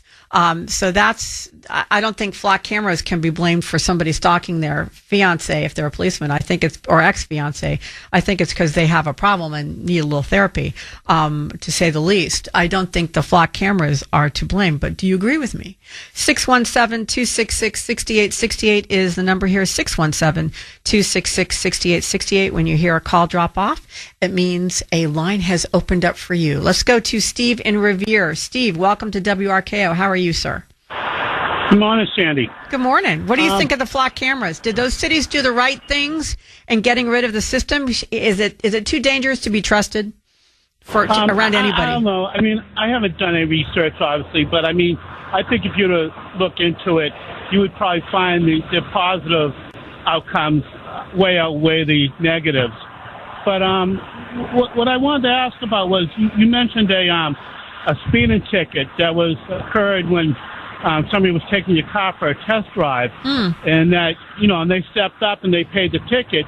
But what occurred to me is speeding is a surchargeable offense. Mm-hmm. So I mean, how's that going to be dealt with? Are they going to, because if I heard you correctly, the ticket wasn't dismissed. It's just simply that somebody else paid the ticket. Yeah, we wrote a letter to our insurance company with the ticket being paid and with the police report. There was a police report issued when they paid the ticket explaining why these people were paying the ticket. We attached that to the letter and wrote it to the insurance company, and they acknowledged receipt of it, and that was not us. So it took some effort, without a doubt. It took some effort, but if we hadn't had the picture, we wouldn't have been able to show it was dated and timed, and we had the receipt from the garage to show that our car was there that day, that they had custody of our car. The drop-off time was listed on there, and the pickup time was listed on there. And so we were able to show that it wasn't we were not driving. And I don't want to cast aspersions on the garage because I think that they're decent people. I don't know if without that kind of receipt, they would have paid the ticket, but the guy who we've dealt with, it's a garage that I've dealt with for many, many years, and they're like, oh my gosh, so sorry, we didn't know. And the guy that day who was doing stuff for them, I guess they didn't say anything and they didn't know. And so, what are you going to do? They recognized immediately that it was their fault and they paid it. And we took it, we talked to the police officer about exactly what you're talking about, the surcharge. And they wrote us a little note. We sent it all to the insurance company and they said, okay. So now everybody in this case, Steve, stood up and said and did what they were supposed to do. I do not know what would have happened if the garage denied it. And if the police had said, screw you, we don't care. And if the insurance company had said, that's not enough. I don't know what would have happened. But in this particular case, everybody did what they were supposed to do. So it turned out well for us. Okay, so it's not necessarily a standard procedure to deal with this. You just happen to get lucky that the cops were willing to work with you. And, Yeah, I think that's a good way to put it. Yeah, we were lucky that the garage people were stand up, that the police were stand up, and that the insurance company was stand up. If any one of them hadn't been, we would not be so lucky. But they all three were. So it's not a problem for us. But it could have been, without a doubt. Like I say, overall, I suspect that the good is going to far outweigh the bad with these things. Yeah, I think so too. And I think that, are there problems? Yes, the system is not perfect. I think there is room that allows people to abuse it, like these police officers that I've told you about. And I'm sure the same can be said for non-police too, and homeowners associations. Could there be somebody who's misusing something? There could be. I don't have any empirical examples of that, but that doesn't mean that it doesn't happen. But the question becomes, is it worth it? Is the added security worth the step up in an invasion in privacy? And can you call it an invasion in privacy, Steve? Because essentially, nothing has changed other than these cameras now enable you to collect massive amalgam of data. They talk to each other. So say you do something, somebody flees a crime in Boston, the same camera system can tell you, and then they drove to New York, and then they drove to Florida, and then now it's here. So they can give you the route. Whereas before you just had a camera and you'd have to wait for each police department to go through their cameras, if you were lucky enough to have them do so, and give you, we have a camera. Look, the data says it was here on this date and this date and this date. And it keeps it for 30 days at least. So you have a tracking of that person as opposed to just a single photo. That's the difference between the flock camera and the standalone CCTV cameras, and that the CCTV cameras don't necessarily get the license plates. Sometimes those are blurry. The license plate readers, the flock cameras, specifically are targeted to get the license plates and to pick up the numbers against the reflective paint. So you have an ID, and so that creates this amalgamation of data beyond what a single camera could have done. That is where the encroachment is happening, because the single data photograph has already been thumbs up by the Supreme Court. That's already been for a while. That its existence. Nobody's argued it. Nobody's argued against it, and in a repeat version, it's there. So the question is, can you accumulate tracking and data, not can you accumulate the person? And my personal feeling, even though I am always vigilant against encroachments on the Fourth Amendment, always, license plate readers are under attack as encroachments upon the Fourth Amendment right to privacy. They're also being denigrated as too susceptible to abuse by the state, and these charges were made after a few misguided, and I might add, obsessive police officers use them to stalk people. Two towns in Massachusetts, Stowe and New Bedford, not only suspended the two officers involved, but they didn't want to wait for the inevitable lawsuits, I guess, and instead they deep-sixed the whole flock camera systems in those towns. Was that an overreaction, as far as you could say? Are they saying that police officers can't be trusted to show a little self-control in regard to a security system? Wow, what kind of message does that send, to be honest with you? That they can't be trusted. We have to get rid of the whole system because one police officer did this. If these systems were made safe from abuse by, I don't know, additional user guidelines or protocols, would you be more supportive of them? Would you think they're okay? I mean, maybe what the answer is, there's a single person, like police officers in general aren't allowed, since they can't be trusted according to their precincts. Why not have one person who passes all the protocol tests, and that person is the one that has to put in the parameters into the flock system? Like, not everybody can do it just by logging onto their computer, but you have one person who's entitled to do that. And the police officer has to make their case and show proof to that person why they need to do it. And that person's job is on the line if they put in a spurious request. Also, that person would notice if there's 717 of the same license plate inquiries going in. So maybe that's an easy enough solution, or maybe it's something else. Maybe it's got to be a state legislature issue. But if you could make it safe, would you mind the flock cameras? That's my question for you. Let's go to Mags in New Hampshire. Mags, welcome to WRKO. How are you? So good to hear from you on the radio this morning and being able to talk to you. Thank you, Mags, very much. What do you think? Are you for or against the flock cameras? Well, I guess I'm going to be like you today. I guess they're going to start making fun of me and poking fun at me because I agree with you 100%. And I honestly feel that they should be federally mandated, that every town and every city should have them. I think they are going to make us safer. I think there's going to be very few police officers that are going to abuse the system, honestly. There's much more better police officers than there are ones that want to do things wrong. And I think with all the mistrust that this country has put on the police departments and ICE and everything else, that this protects all of us, protects the police and us.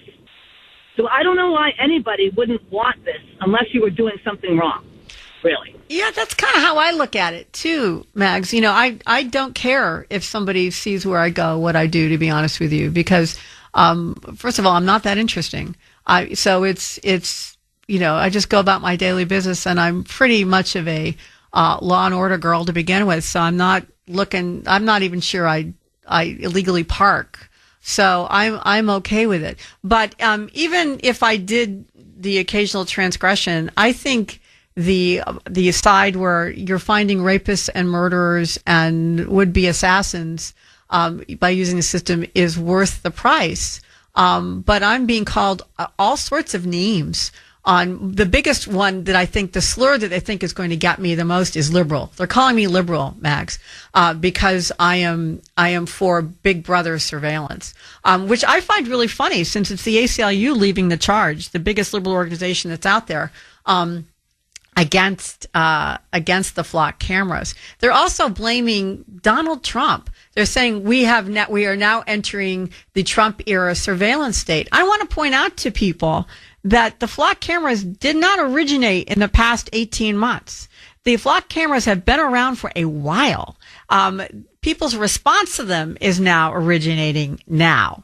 And this is being led by Democrats as well as Republicans. It is a bipartisan response. It is nothing to do with the current administration. They have nothing to say about this. The only tie that I see, Mags, is that the would-be assassin in the Florida golf course was tracked using flock camera information. So it benefited the Trump administration in that it found the guy who wanted to kill President Trump.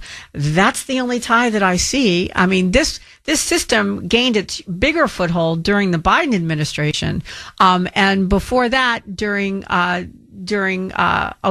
So really, I don't think this is President Trump's doing. Just saying. But in any event, Mags, do you think that do you think that they have a point though about your Fourth Amendment rights being eroded at all, and does that concern you? It absolutely does not concern me in any way whatsoever. I think of it as more of protecting the people of our country, protecting the people of our towns from all of these people that are doing things wrong. Yeah. From the rapists, like you said, is caught people that have done bad things. How can anybody blame Trump for that? But, of course, if they don't like anything, Sandy, they always blame Trump. That's the way it's gone for the last 4 years. 3 years, whatever. Okay? It's always Trump's fault. Yeah. But we want to keep the people safe, so we're bad people. You know, Sandy, we're bad people because we want everybody to be safe and sound and get home safely every day. Yeah, I don't understand what's wrong with that. So here's a text for you, Max. Think about it. So 781 says, shame on all of you in favor of surveillance state in 2027. It goes in all new vehicles. Where are our rights? They're gone because Americans are too lazy to stop the government, who is now a dictatorship. So Trump is a dictator, and this is part of his way of keeping control of us. This is Sandy Shack sitting in for Jeff Kuhner. And Michael, you're getting a big thumbs up for your choice of bumper music today. People are enjoying it very much. Flock cameras, are they too much Big Brother for you, or are you in favor of them? On the text line, which is 70470. Let me see. 603 says, Sandy, I don't have a problem with flock cameras when they're being used for investigating a crime and only for investigation purposes, not for issuing tickets. Flock employees are not police. They should not have the power to ticket people. They don't have the power to ticket people. It's not them who are sending the tickets. It's the police force. When the flock camera tracks your car, it can tell the make, model, year of your car. It can tell, or generally speaking, it gives your license plate, the direction you're going, the speed you're going, all of the above, the road you're on, your location, all of this information. It's a big, huge data grab. And one of the things they can tell is how fast you're going. So what the police do, what they can do, is they can ask Flock for the data. If they have cameras in their jurisdiction, they ask for the data on a particular day. Somebody goes through it and says, okay, look, speeding. And then the police issues tickets for those cars. That's who's issuing the tickets. It's not Flock. I'm sorry if I gave that impression. Flock does not issue tickets. Flock is just data. They don't issue anything for anybody at any time. They just give police forces or whomever is their client. Sometimes it's homeowners or private entities. They get access to data. That's the value of the Flock camera. They're not in a ticket issuing group. So I'm sorry if I gave that impression. But at the moment, one of the problems is that we have towns that are now starting to freak out about the backlash against the flock cameras. That's what we are seeing in regard to two towns in particular, Massachusetts, Stowe and New Bedford, found each found a police officer that was abusing the system and using it for stalkerish behavior. And those guys were put on investigative leave, as should happen. But then both those towns said, no, we don't want it. We don't want any more stock cameras, and got rid of them. Which I find says more about the police than Flock. I think that sounds like we can't trust our guys to use the system. And the two towns in Massachusetts aren't the only ones that have done that. There's a town or a township, I should say, in New York, North Tonawanda. They're removing the flock. They have one flock camera within its city limits because they're going to pause the installation of any more. The mayor says we need to pause or step back to look at everything we have in place, understand the power that we have of these tools. We put 30 days in there. We would like to see one camera moved within North Tonawanda limits. So they're just pulling that sucker right out of there. So they're buckling, in other words, to the ACLU and people who say that this is an invasion of their privacy. Do you want them in your city? Would you like to see if they exist already in your city, do you want to see them removed? Because that seems to be a trend that's going on. You also have others. Communities like Lago Vista, Texas, have condemned the cameras and voted to remove them. Again, this is Texas, which basically is a gun-toting, speeding state because it's so big. Not the gun-toting part so big, but they speed because it's so big. But many other places don't want it. There are regions like Arizona, Apache Junction, which use the flock system to support law enforcement, and they're pretty proud of it and happy about it, which is I'm glad to see. And it looks like the biggest user. Also, Lago Vista, Texas mayor told the press, they said 3 cameras were approved for installation in the city in the 3 or 4 years prior, and they're going to remove them now. So you've got one city in Texas. Arizona says they're good. One city in Texas says, no, we don't want them. Houston, apparently, is the biggest user of flock cameras in the country. Houston is in Lucas County. And the board of commissioners there was shocked when he found out that Houston police use their flock system more than any other police in the country. And so that made him wonder why. It made him say, why are they doing this? It looks like investigators went in to take a look at why they were doing it and found that in a 30-day span between June and July, Houston police searched the flock database over 71,000 times. And the Texas DPS searched over 13,000 times. The Harris County Sheriff's Office searched 10,000 times. 16% of flock searches came from the Houston area. So Houston is like flock crazy. Where would you rather live? Would you rather live in a place like the Stowe, where they say or Tonawanda, where they say no, we don't want flock, or Houston, where they not only have them, they use them to track down people that are up to no good, basically. Would the fact that if you lived in Houston, would the fact that they've be searching flock so many times make you feel safer? Or would you feel more spied upon if you lived in Houston? That's a pretty big question. Let's go to Mark in Milton. Mark, welcome to WRKO. How are you?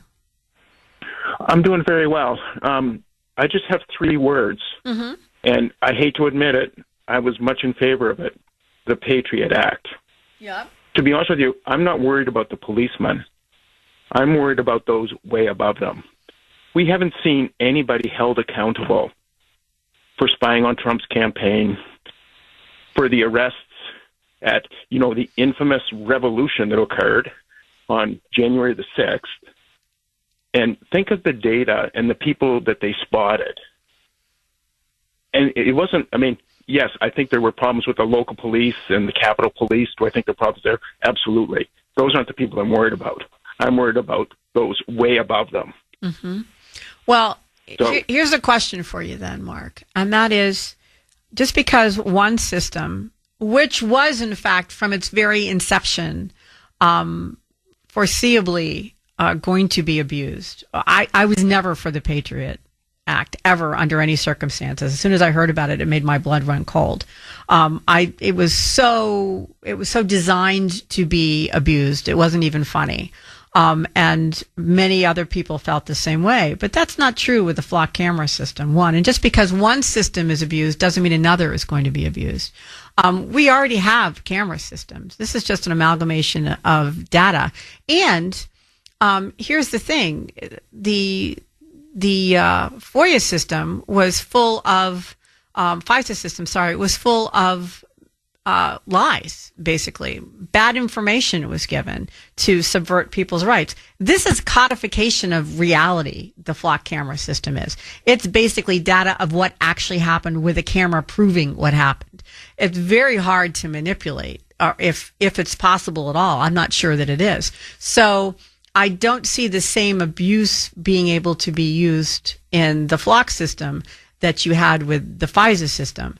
The only issue I see is what we've seen with a few miscreant police officers who, have personality issues that cause them to be obsessive and stalk and abuse the system. But I think you can fix that easily enough by, like I said before, one thought is to put one person in control in each police department of the flock system so there's one person entering data and can catch anybody who's misusing it. So I think that would be an easy way to save the flock system. Plus, there's all sorts of government overrides that you could probably put into place if you got the state legislatures involved. So I don't think that they are that comparable, other than they're both subject to abuse, but one's easily solved, the other one wasn't.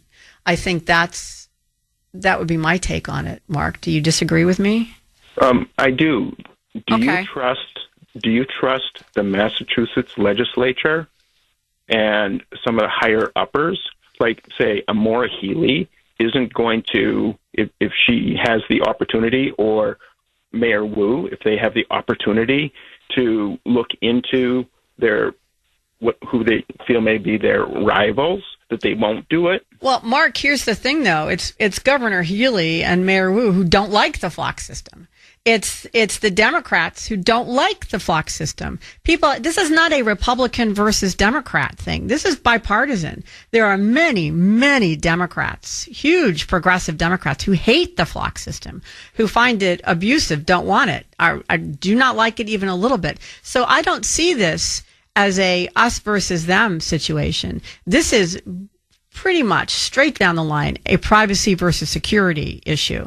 This is not a political issue in my opinion. That's just my opinion. I mean, you don't have to agree with that. But it's the ACLU, it's the progressives that have come out against it, as well as a lot of libertarians and conservatives. So I don't see political lines on this one. When the Patriot Act first came out, the Democrats were dead set against it. So the fact that they're against it right now, when maybe they don't realize how they can manipulate it, we need to look at 5 years down the road, 10 years down the road. I think that's reasonable. I think that's smart, Mark, actually. I think you're right. We do have to look 5 years down the road. We're talking about the dangers and benefits of flock cameras. Do you think that there are enough benefits to outweigh the dangers? That's the big question. Text number 70470 if you want to check in. 603 says, no cameras, no. That's one country heard from, very emphatic, no cameras for them. Let's see, 508 thinks that I'm a communist sympathizer. Just because I disagree with you on cameras, I must be a commie. This is what's wrong with our political system today, that you can't, either somebody has to be 100% with you on everything, or they must be either, if you're a liberal, they call you a Klan member, and if they are a conservative, they call you a communist. Either way. No, I'm not a member of the Communist party, nor am I a communist sympathizer. You can ask anyone who knows me. They think I'm way too conservative most of the time. Anyway, here's one more on 978.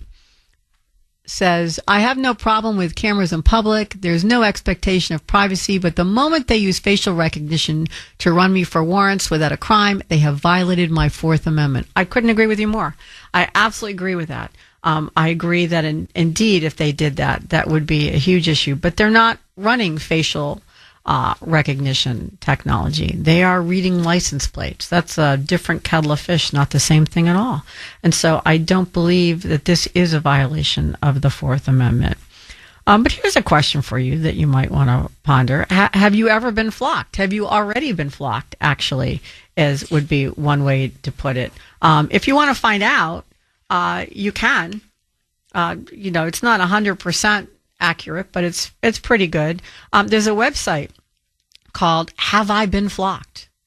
And it compiles public records covering, I think, almost 5 million license plates and 241 million flock searches. And you can enter your license plate information to see if it appears in the flock records. Now, a match does not mean you're under investigation. It simply means your license plate was searched at one point in the flock system for, who knows, for, whatever reason. The results show what flock customers, which include police agencies, local communities, schools, businesses, have searched for. But it doesn't show you the individual license plates captured by flock cameras. Have I Been Flocked is an independent project that receives financial support from the Alternative Newsweek Foundation, ANF, which is a nonprofit that supports watchdog journalism. It says its data is sourced from the audit logs of searches on Flock system that have been made public. And the database includes more than 4.6 million license plate records that have appeared in roughly 242 million searches. After a user inputs the plate number, the lookup tool will tell them whether it has been searched.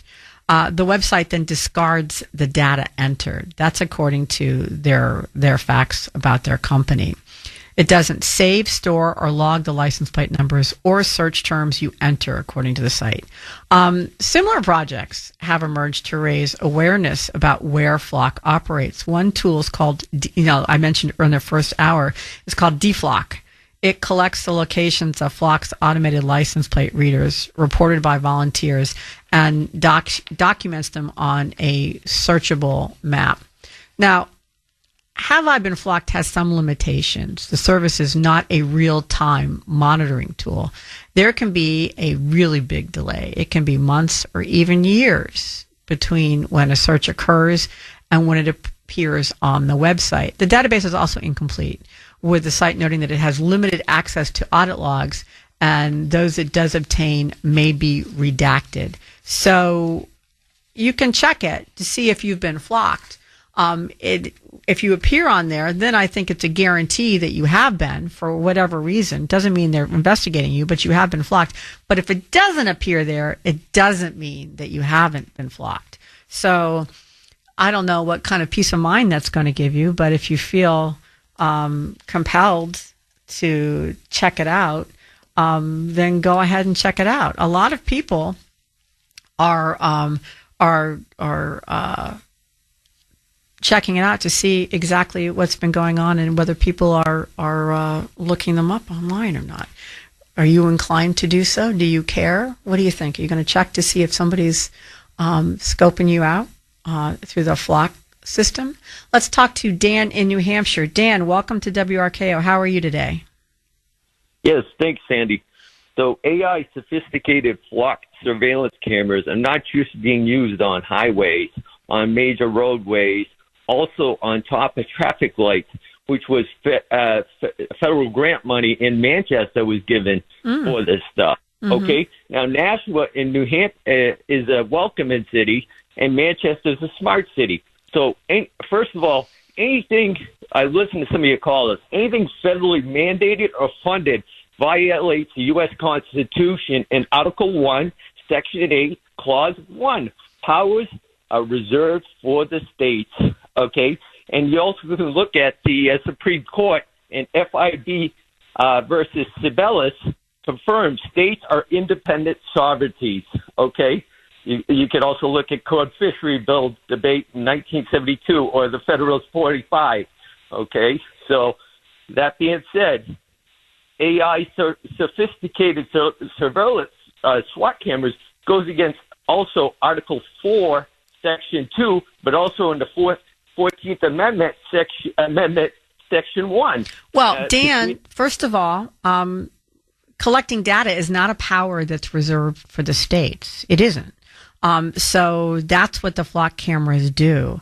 And whether these cameras, which talk to each other and create these mosaic tracking patterns of an individual license plate, are against the Constitution is something that it's going to go right up to the Supreme Court. We don't know the answer to it yet, because they have held that individual cameras like those on top of street traffic lights, or ones that don't talk to each other, have been found by the Supreme Court to be acceptable, not a violation of the Constitution. Now, whether the data capabilities of the flock camera and their ability to talk to each other and track over a period of time is a violation hasn't been decided yet. So we don't know yet if it's a violation of the Fourth Amendment or the 14th Amendment.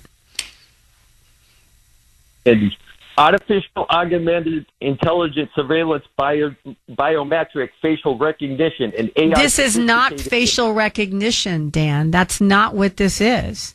This is a license plate reader. I do not disagree with you that a facial recognition is a completely different issue, and in my view, most likely a violation of the Fourth Amendment. We're talking about something completely different.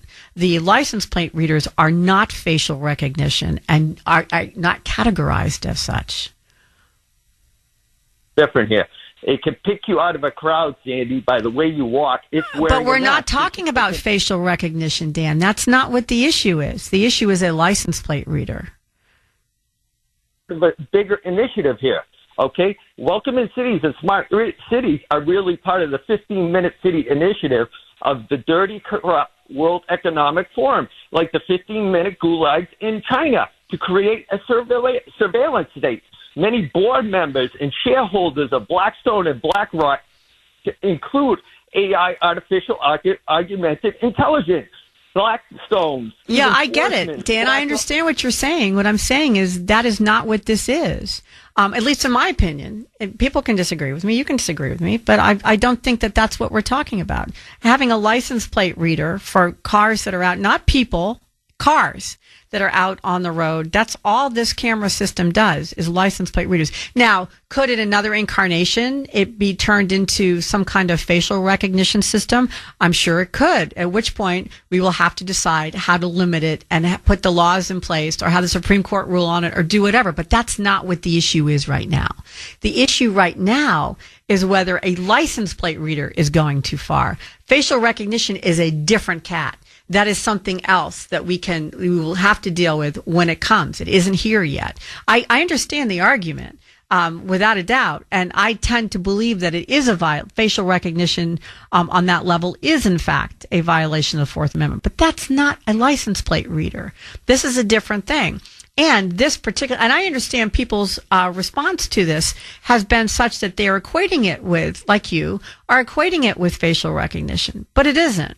It truly isn't.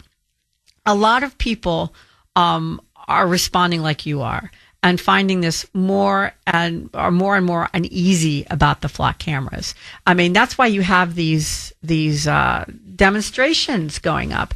I'd call them guerrilla demonstrations, really, among average citizens, because you have flock cameras being forcibly disabled. With people standing by and cheering, on the people who are doing it. And in West Virginia, a man was accused of destroying several flock cameras. He was arrested. And then there was a Facebook post from the local TV station announcing his arrest, and dozens of people are volunteering to provide alibis for him.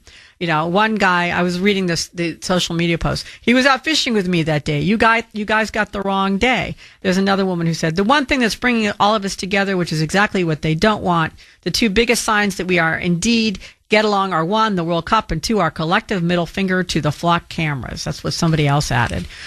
So that's what they're putting there. And the reason why I think, and maybe I'm wrong, is because people are equating this with facial recognition, like the texter did, like you're doing. I don't think it's the same thing. Now, people might think I'm being short-sighted, which is possible, but I don't think so. I think what we need to deal with right in front of us are the flock cameras themselves, what they do, and whether they are a civil liberties threat or not. In St. Petersburg, Florida, nearly 100 people have protested flock cameras. And there are demonstrations taking place that was this past weekend in Fargo, North Dakota. Where you have both Dems and Republicans out together demonstrating against flock cameras. But unlike facial recognition, flock cameras can point to very specific things that they have done without that intrusion. License plates are not the same thing as facial recognition intrusion to aid in law enforcement. For instance, like I said, they found the would-be assassin of President Trump. Also, Flock has said, by the way, if you'd had flock cameras, we probably would have had more information regarding Nancy Guthrie, which, I think that's quite possible. I mean, if they had more than that horrible Ring camera that had been cut and so forth. Things like that would be much more difficult to perpetrate if you had flock cameras. So the question doesn't become, are they a huge violation of the Fourth Amendment? Are they being abused? I think we have the answer is they're not a violation of the Fourth Amendment, or we haven't really had the Supreme Court weigh in on it yet. That's up in the air. Are they being abused? They have. But can we protect against abuse? I think we can if we put our mind to it and do what we can to stop it. But maybe what we need to do is sit down and weigh what the benefits are versus the intrusion, and is it a minimal intrusion into any sense of privacy? Because these are cameras that are on public ways. Never said highways. I said public ways.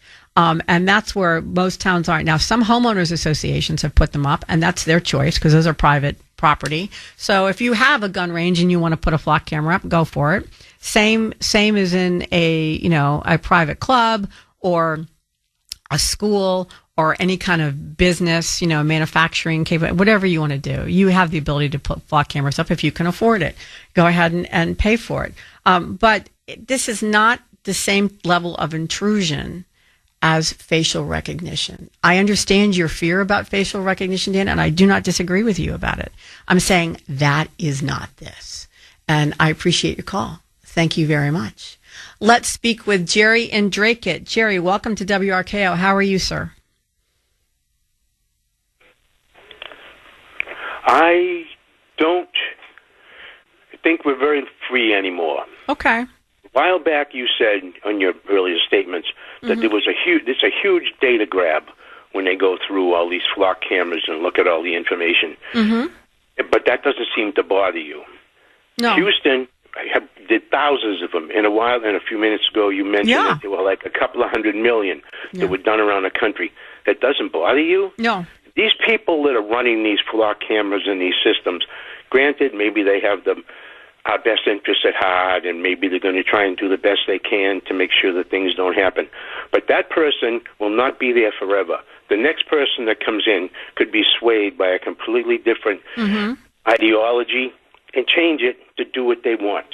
Well, I agree with you that nobody lives forever and people change in and out of jobs. That's why I think you need to put codified guardrails in place so that it doesn't matter who's running it. I think you need to put legal guidelines in place, and that's very slow happening now with AI. I mean, AI is the wild, wild west at the moment, and these are in fact AI cameras, which is why they can grab such huge data swaths. So I think we have a window of opportunity, Jerry, here to start putting guidelines in place that are protective. and that do make sure that these systems are not misused. And I think if you do that, if you can do that, and I'm not saying that it's definitive that you can, but I think if we can, then the benefits to these cameras outweigh any intrusion. And you think I'm wrong? Sandy? Yeah, I can hear you. Oh, I don't believe those guidelines will be sufficient. Okay. We have that gentleman has spoke about the Patriot Act being put in. The Patriot Act was put in supposedly with great intentions in place, and it's been just terribly abused. Yeah. And that was foreseeable when they put it. That was and at the time the abuses were legion, and they were listed, and people were so distraught over 9/11 they didn't care. They just didn't care. I mean, anybody who believed in civil liberties or the Constitution was like, "You got this is bad. No, no, no, no, no." And I was one of them saying, "No, no, no, no, no." And absolutely, the Patriot Act was an abortion. And I said so at the time. I'm saying so now. I've always said so, as have many, many people. It was not subtle creeping up on you. It was a big flashing lights that this was going to be abused. And yet they passed it because public sentiment, the public is fickle in that it is very easily swayed by emotion when something horrible happens. And that's why things like Supreme Court justices should never be elected, or judges should not be elected, because a judge is supposed to, I'm not saying that they always do, I'm saying there are bad appointments, but they're supposed to sit down and look at the law and not be swayed by emotion, which the public is by. And the public was swayed by emotion and supported the Patriot Act, which was horrific. I don't think that's what this is. I think this is different. I think that we see where the dangers are in this, but they are controllable. And that's why I think it's worth the effort to try to make it safe. Maybe we can't do that, Jerry, in which case, okay, if we can't make it safe and guard against incursions into our personal constitutional rights that are too much, then I think at that point in time you decide, okay, we got to end this the same way they're deciding we got to end the Patriot Act. But I think that this deserves a shot at it. This is not emotion driven. This is tech driven, and it is already shown itself to be very effective for law enforcement in protecting us. So don't you think that's worth a little bit of a try, Jerry? No, I don't. Because I think that once it's installed, it can be abused. And right now, it's the same as the Patriot Act. People are concerned today about the same concerns that they were about that. And some people are concerned about it, and some people aren't. Some people think it'll be a great boon to society to have this in place. And other people say, wait a minute, it's just another intrusion on my privacy. Mm-hmm. And I just want to read you something from a gentleman named Montesquieu. He wrote, "There is no greater tyranny than that which is perpetrated under the shield of law and in the name of justice." This is applied to the same condition today. They're applying this as a safety, okay? And is it really safety, or is it just another tyrannical step on our throats? I really think you cannot trust the government. The government will tell you one thing out of one side of its mouth and something else out of the other side. And you've been around long enough, and you deal with enough of this every day that you can see it with the people in the state, the politicians. They are not our friends. And if they want this, I don't want this. Okay, I appreciate that, Jerry. We will agree to disagree. My response is not just because somebody wants something, I don't want it. I find that to be the response that Democrats give to anything that Donald Trump does. If Donald Trump did it, must be bad.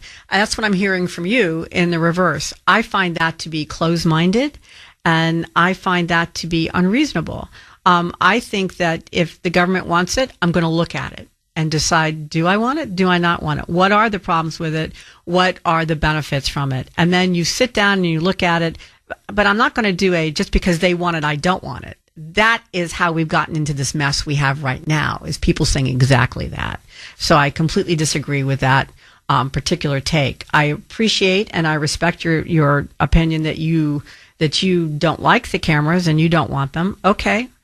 But to do so as a knee-jerk reaction because somebody else wants it, I think is childish, and I think it's unreasonable. To be suspicious of the government, I think is reasonable. Absolutely. But that doesn't mean just because they say something, it must be wrong. I think we need to stop doing that. We need to actually look at individual issues, questions, proposals, and say, okay, just because so-and-so put it forward, is it bad? Or is it just, can a blind squirrel find a nut? So can the local constabulary, who you have no respect for, come up with a good idea? I'm sure they can. But you got to figure out which ones are the good ideas and which ones are not. In my opinion, and it's at odds with your opinion, Jerry, and you are more than welcome to your opinion, not liking them. I understand what you were saying. I understood what Dan in New Hampshire is saying. I think you're both being alarmists, and that might be naive on my part. I think that is there danger in the flock cameras? Yes, I think there is. Can they be contained? Can they be used to benefit society as opposed to hurt us? Yes, I think they can. I think we can put guardrails in place. I think it's very simple. I think just because two police officers or a few police officers around the country have taken it upon themselves to use flock cameras to stalk people, more and more Americans are agreeing with our last two callers, Dan in New Hampshire and Jerry in Dracut, and saying that flock cameras are dangerous and are not only a violation of our Fourth Amendment rights to privacy, but are a harbinger of horribles to come, such as the state using facial recognition to track your every move. Many of the texters are agreeing with them and saying that they agree with both Dan and Jerry and are calling me a sheep.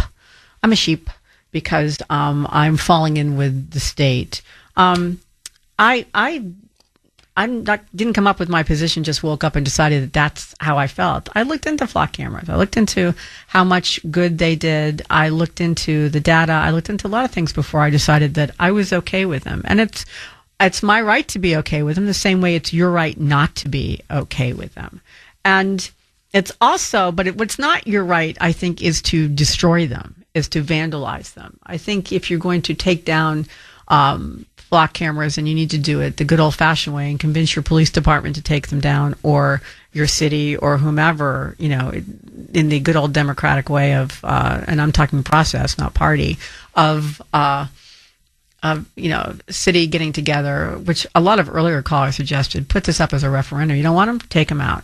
Unlike what I'm seeing, which is people just attacking these cameras. In Tennessee, a guy by the name of Adam Heimerman, he's running as an independent candidate for Congress.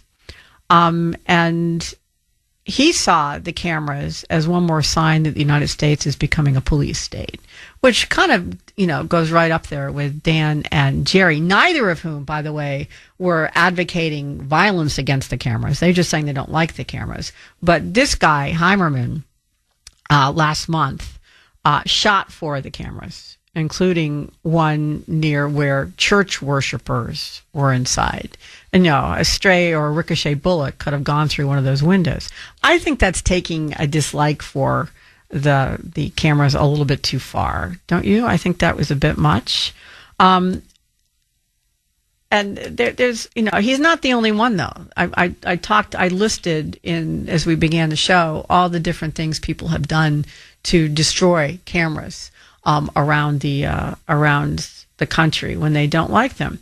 And there have been how-to videos online that demonstrate how to disable the cameras, from collecting footage using wire cutters and heavy gloves, and people from an array of backgrounds. You have college students, computer engineers. There was a U.S. Air Force engineer, have all been brought up on charges for vandalizing these devices. Cameras were recently damaged in places around Detroit and in Winona, Minnesota. All 8 of the city license plate readers were cut down and or stolen. That's a lot. If not, is not having your license plate read and recorded worth all of that effort and criminal activity? I mean, critics say that the cameras aren't just tracking license plates, but they're tracking people's personal movements as they visit places like gun ranges, doctor's office, marijuana purveyors. This point was made by an earlier caller, too. by putting a flock camera outside a gun range, you get all the Second Amendment supporters right there. And when you're going to collect the guns, you got a list. I think you already have a list because you know who's licensed to carry guns in many states. And I'm informed that New Hampshire doesn't require that. But I think I'm not sure that you need to do that to collect. But okay, I take that as a very good point. Maybe you make sure that places like that don't have flock cameras. But the flock people defend themselves. They defend their product, saying that it's been used to solve countless crimes, including helping to uncover the identity of the mass shooter at Brown University last year. And if you listen to the show, then you were aware of when that happened. That was a horrific crime. And flock cameras, along with an eyewitness, were used to find the guy who did the shooting, as well as shot the professor who lived a street behind me in Brookline. So they do have a purpose. There is a purpose to these. It does make us safer. The question for you is the added security worth the intrusion of the flock cameras? Is it an acceptable intrusion? Let's talk with Tony in Salem. Tony, welcome to WRKO. How are you?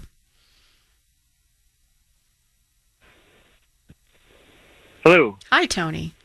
Hey, great. It's good to be on. Thank you for putting me on. And just to that last point, this just came to me about people. Tony? Hello, Tony? Tony, I don't know if you hit a wrong button or you hit a bad cell, but we're going to just put you there for a second and see if we can get you back. If not, please call back. Sorry about that, because I'd love to hear your point. Mike will move you up if you call back in. Let's go to George in New Hampshire. George, welcome to WRKO. I think what I would like to see if is someone that could supervise the flock cameras. The police departments aren't in complete charge, and there's a record and there's a protocol for using such technology. But I mean, we are in an era, with technology where this is just going to continue. I like the 5-year rule. Every 5 years it's revisited. I mean, body cams on cops have been great. I mean, as far as I can see. I mean, I know it's not exact, it's not apples to apples, but that's helped police departments, I think, get rid of cops that are maybe not following department policy, and also, basically clearing the cop of any wrongdoing. And I think that all this is just intelligence gathering, and it's real life, and there's nothing being altered about it. I don't see why someone really would have a problem with it. The Patriot Act to me is totally different. Yeah, me too. I completely, you and I are on the same page on that. I completely find the Patriot Act different. I think this is, as you pointed out, real-time data gathering. And they, according to a police officer, a former police officer we spoke to earlier in the show, they only keep the data for 30 days. So therefore, it's not as if they're keeping it for years. Now, the doom and gloom people are the people who say this is a very steep, slippery slope, like our last couple of callers say, but they could. The flock camera conundrum. That's what we're discussing. And we were talking to Tony in Salem before the break, but we lost connection, but he's back. Tony, so sorry you were interrupted. Hey, I'm sorry I got interrupted. Good morning. Good morning. So how do you feel about the flock cameras, Tony? I got a lot of different feelings about them, but first I wanted to address something that you brought up with the destruction of flock cameras. Do you see any resonance with the destruction of the tea from the Tea Party, before the Revolutionary War? I don't understand what your question is. I mean, at the time, people went and destroyed the tea, dumping it into the harbor as a statement against taxes being levied unreasonably. Here we have instances of people destroying flock cameras because of their own belief that this is an encroachment of their own right to privacy and their civil liberties. So you're saying I hadn't that thought of that before, but you just mentioned this, So you're thinking that that's so historically we're all about vandalizing things, and this is okay? Vandalizing maybe not the right word, but making a Isn't that what they're doing? These are privately owned cameras. They're not owned by these people, and they're leased property, and they go out and they actually destroy them. They don't just the guy in Florida who had the cardboard sign that he held up in front of him I don't have a problem with. I think that's exercising his First Amendment rights. Go for it. But I think that the people who are actually physically destroying things and stealing things, that's illegal.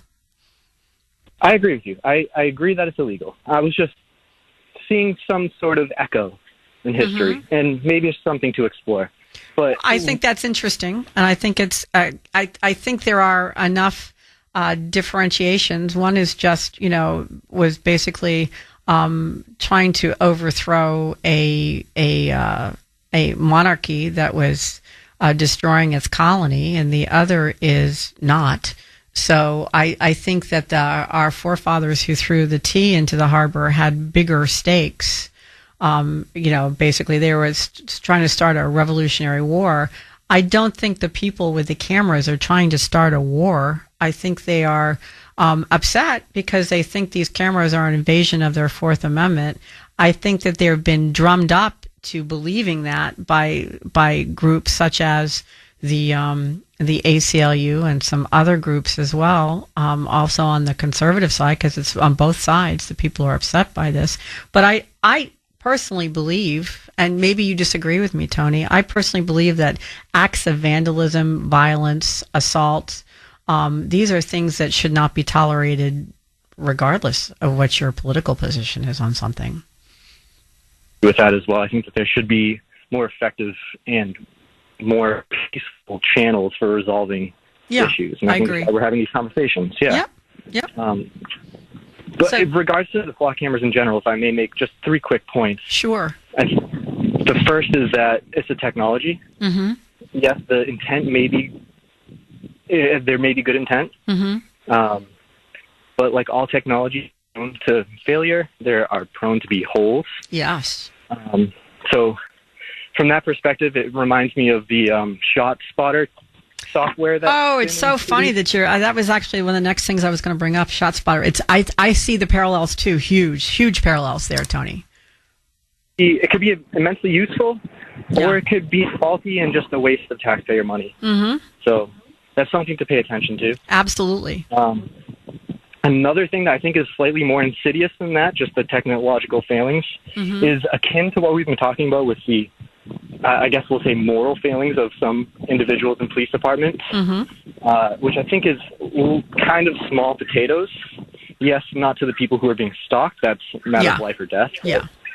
In the grand scheme of things, a few bad actors in local police departments, in my mind, is not the biggest issue. And this flock camera is really, really reminding me of the Promise software that came around in the 70s and 80s, if you're familiar with that. I'm not. What is the Promise software? So PROMIS, I forget what it stands for, but it's basically a database that a private company created and sold to police departments. And this is what helped police departments across jurisdictions communicate in the 80s. I think I did know about this, and I think Tony this was a game changer for police officers, wasn't it? Major game changer, an incredibly useful tool. It allowed, if someone were just go from Everett to Chelsea, the two police departments didn't know how to match warrants. And this software opened that up, and it became incredibly useful. So much so that the Justice Department bought this software and implemented it throughout the nation, and then began selling it to foreign nations. I remember seeing a documentary on this, now that you've mentioned it. I'd forgotten what it was called, but I remember seeing this, and it was astonishing. Yeah. So this documentary, which gets, from what I just told you, seems like an amazingly useful and beneficial tool.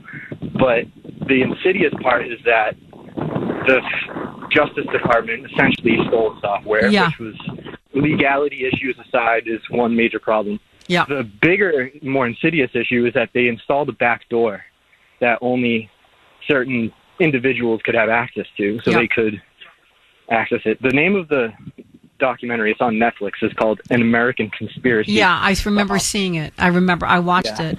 And not only that, but it dealt with the murder of the editor of Computer Age, which was actually, full disclosure, was my father's publication.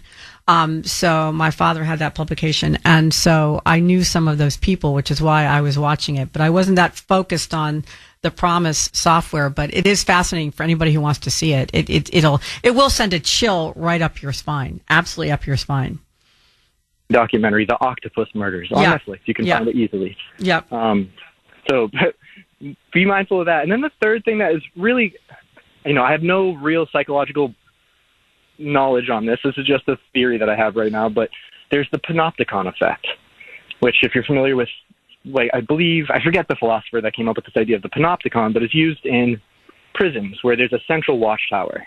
And the idea is that all the prisoners are being perpetually watched, which psychologically should hem in their behaviors to only acceptable behaviors. Mm-hmm.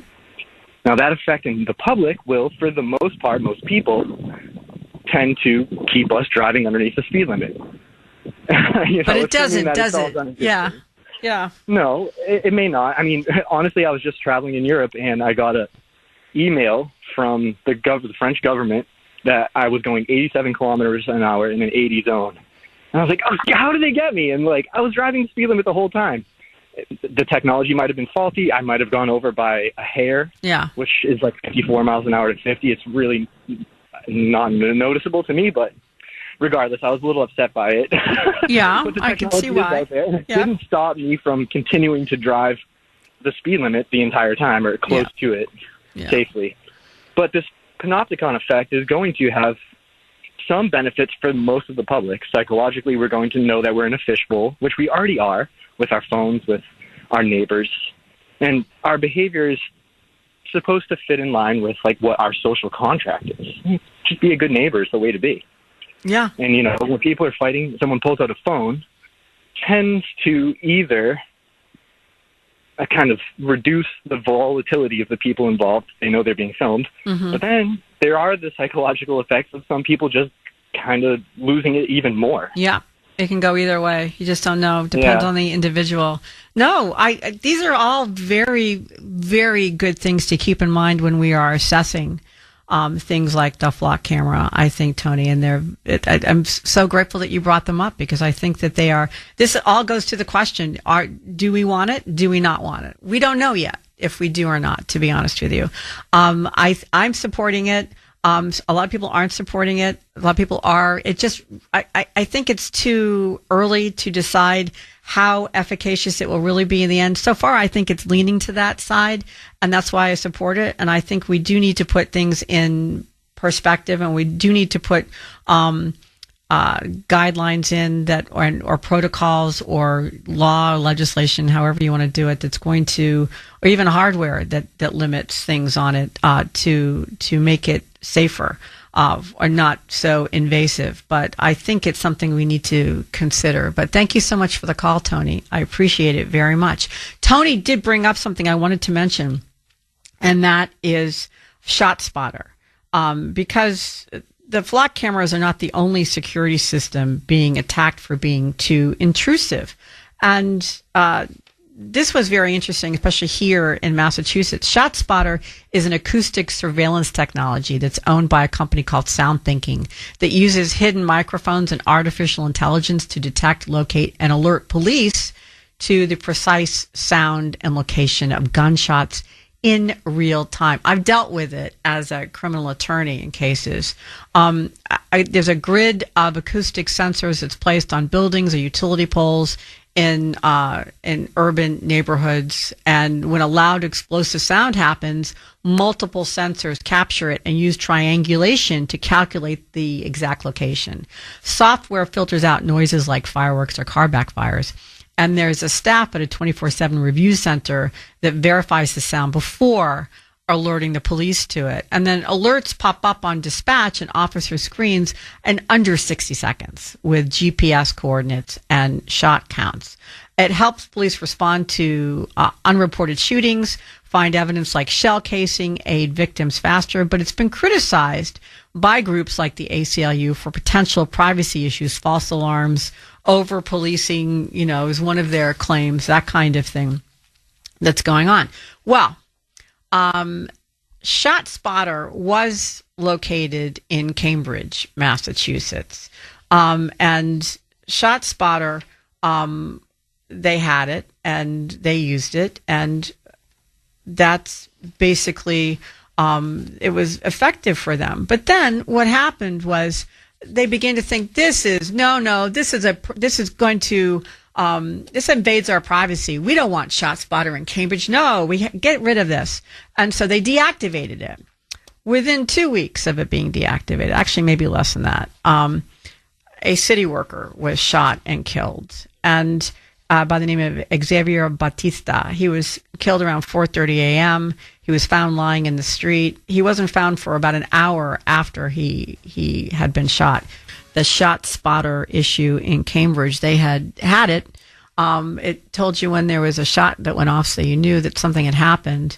They took it down, and a city employee was killed by gunfire, by a gun, and basically bled out on the street because nobody found him for an hour after he was shot. If ShotSpotter had been in effect, they would have known immediately that something had happened and been able to get to him. 2 police unions said that his death was directly related to the removal of the technology of the ShotSpotter. So Cambridge went, uh-oh. The town fathers there said, maybe we were a little hasty. And they have put it back. They have reactivated ShotSpotter in Cambridge. Too late for Mr. Batista, but they have a community meeting was held days after, where the victim's family and neighbors questioned why they had been shut down. And so the Cambridge City Council voted to reinstate ShotSpotter.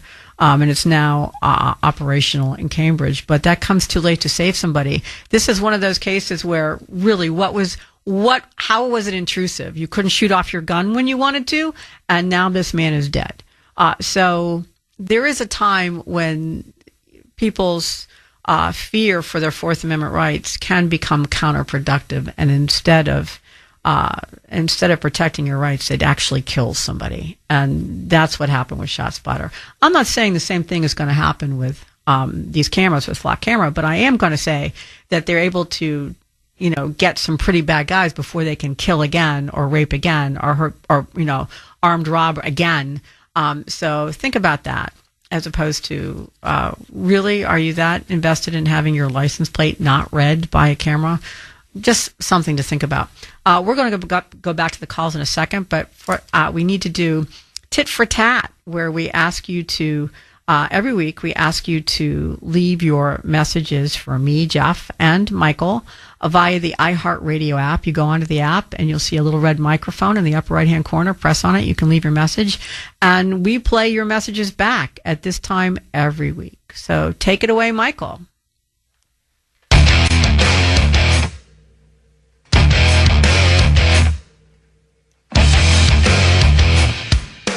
Jeff, I'm sorry, bro, but shaming the Democrats does not do.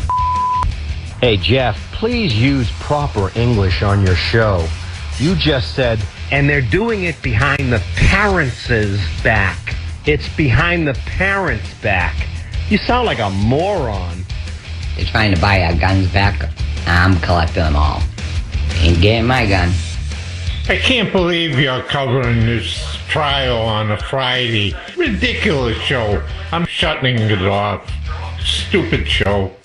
Jeff, it's hard to believe your propaganda this morning. Are you on drugs? Or do the people that listen to you only listen to you in CNN? Mike acts like a little communist with that dump button. I think he loves the control. Ease up there, buddy. It's so irritating, I can't listen to it. My God, what's wrong with you people? Mike and Sandy would be nothing without you. You are the champ.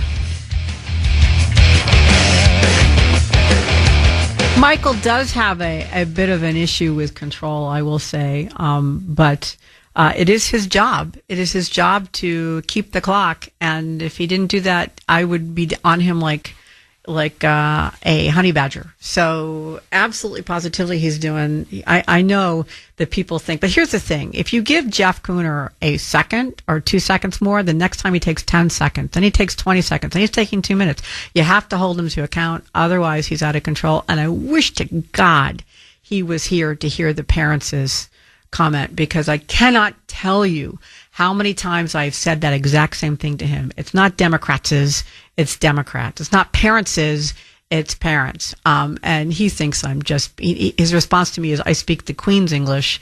My response to him is, the Queen is dead. And it did not sink it in. So I was hoping that maybe the tit for tat, maybe we'll play it for him when he comes back into the studio. 617-266-6868. We are talking about the flock cameras and whether they are worth any risks that they may pose to the Fourth Amendment, or can we stop any abuse to the camera system by the periodic obsessive policemen, as opposed to getting rid of the cameras in general. Let's go to Chris in Missouri. Chris, welcome to WRKO. How are you, Chris? Hi, good morning. On flock cameras, I think like all of these laws, they're sold as safety measure to prevent crimes or catch criminals. I think it'll be used for selective enforcement. In other words, sure, if I'm licensed, insured driver, and I run through a stop sign, they're going to track me down and find me and everything. But if I'm an illegal alien that has no driver's license, or even does, and I don't have insurance, and I T-bone somebody and then I run away, oh, the flock camera didn't catch that. Must be something wrong with the system. Or the judge will say, inadmissible in court, prejudice the jury.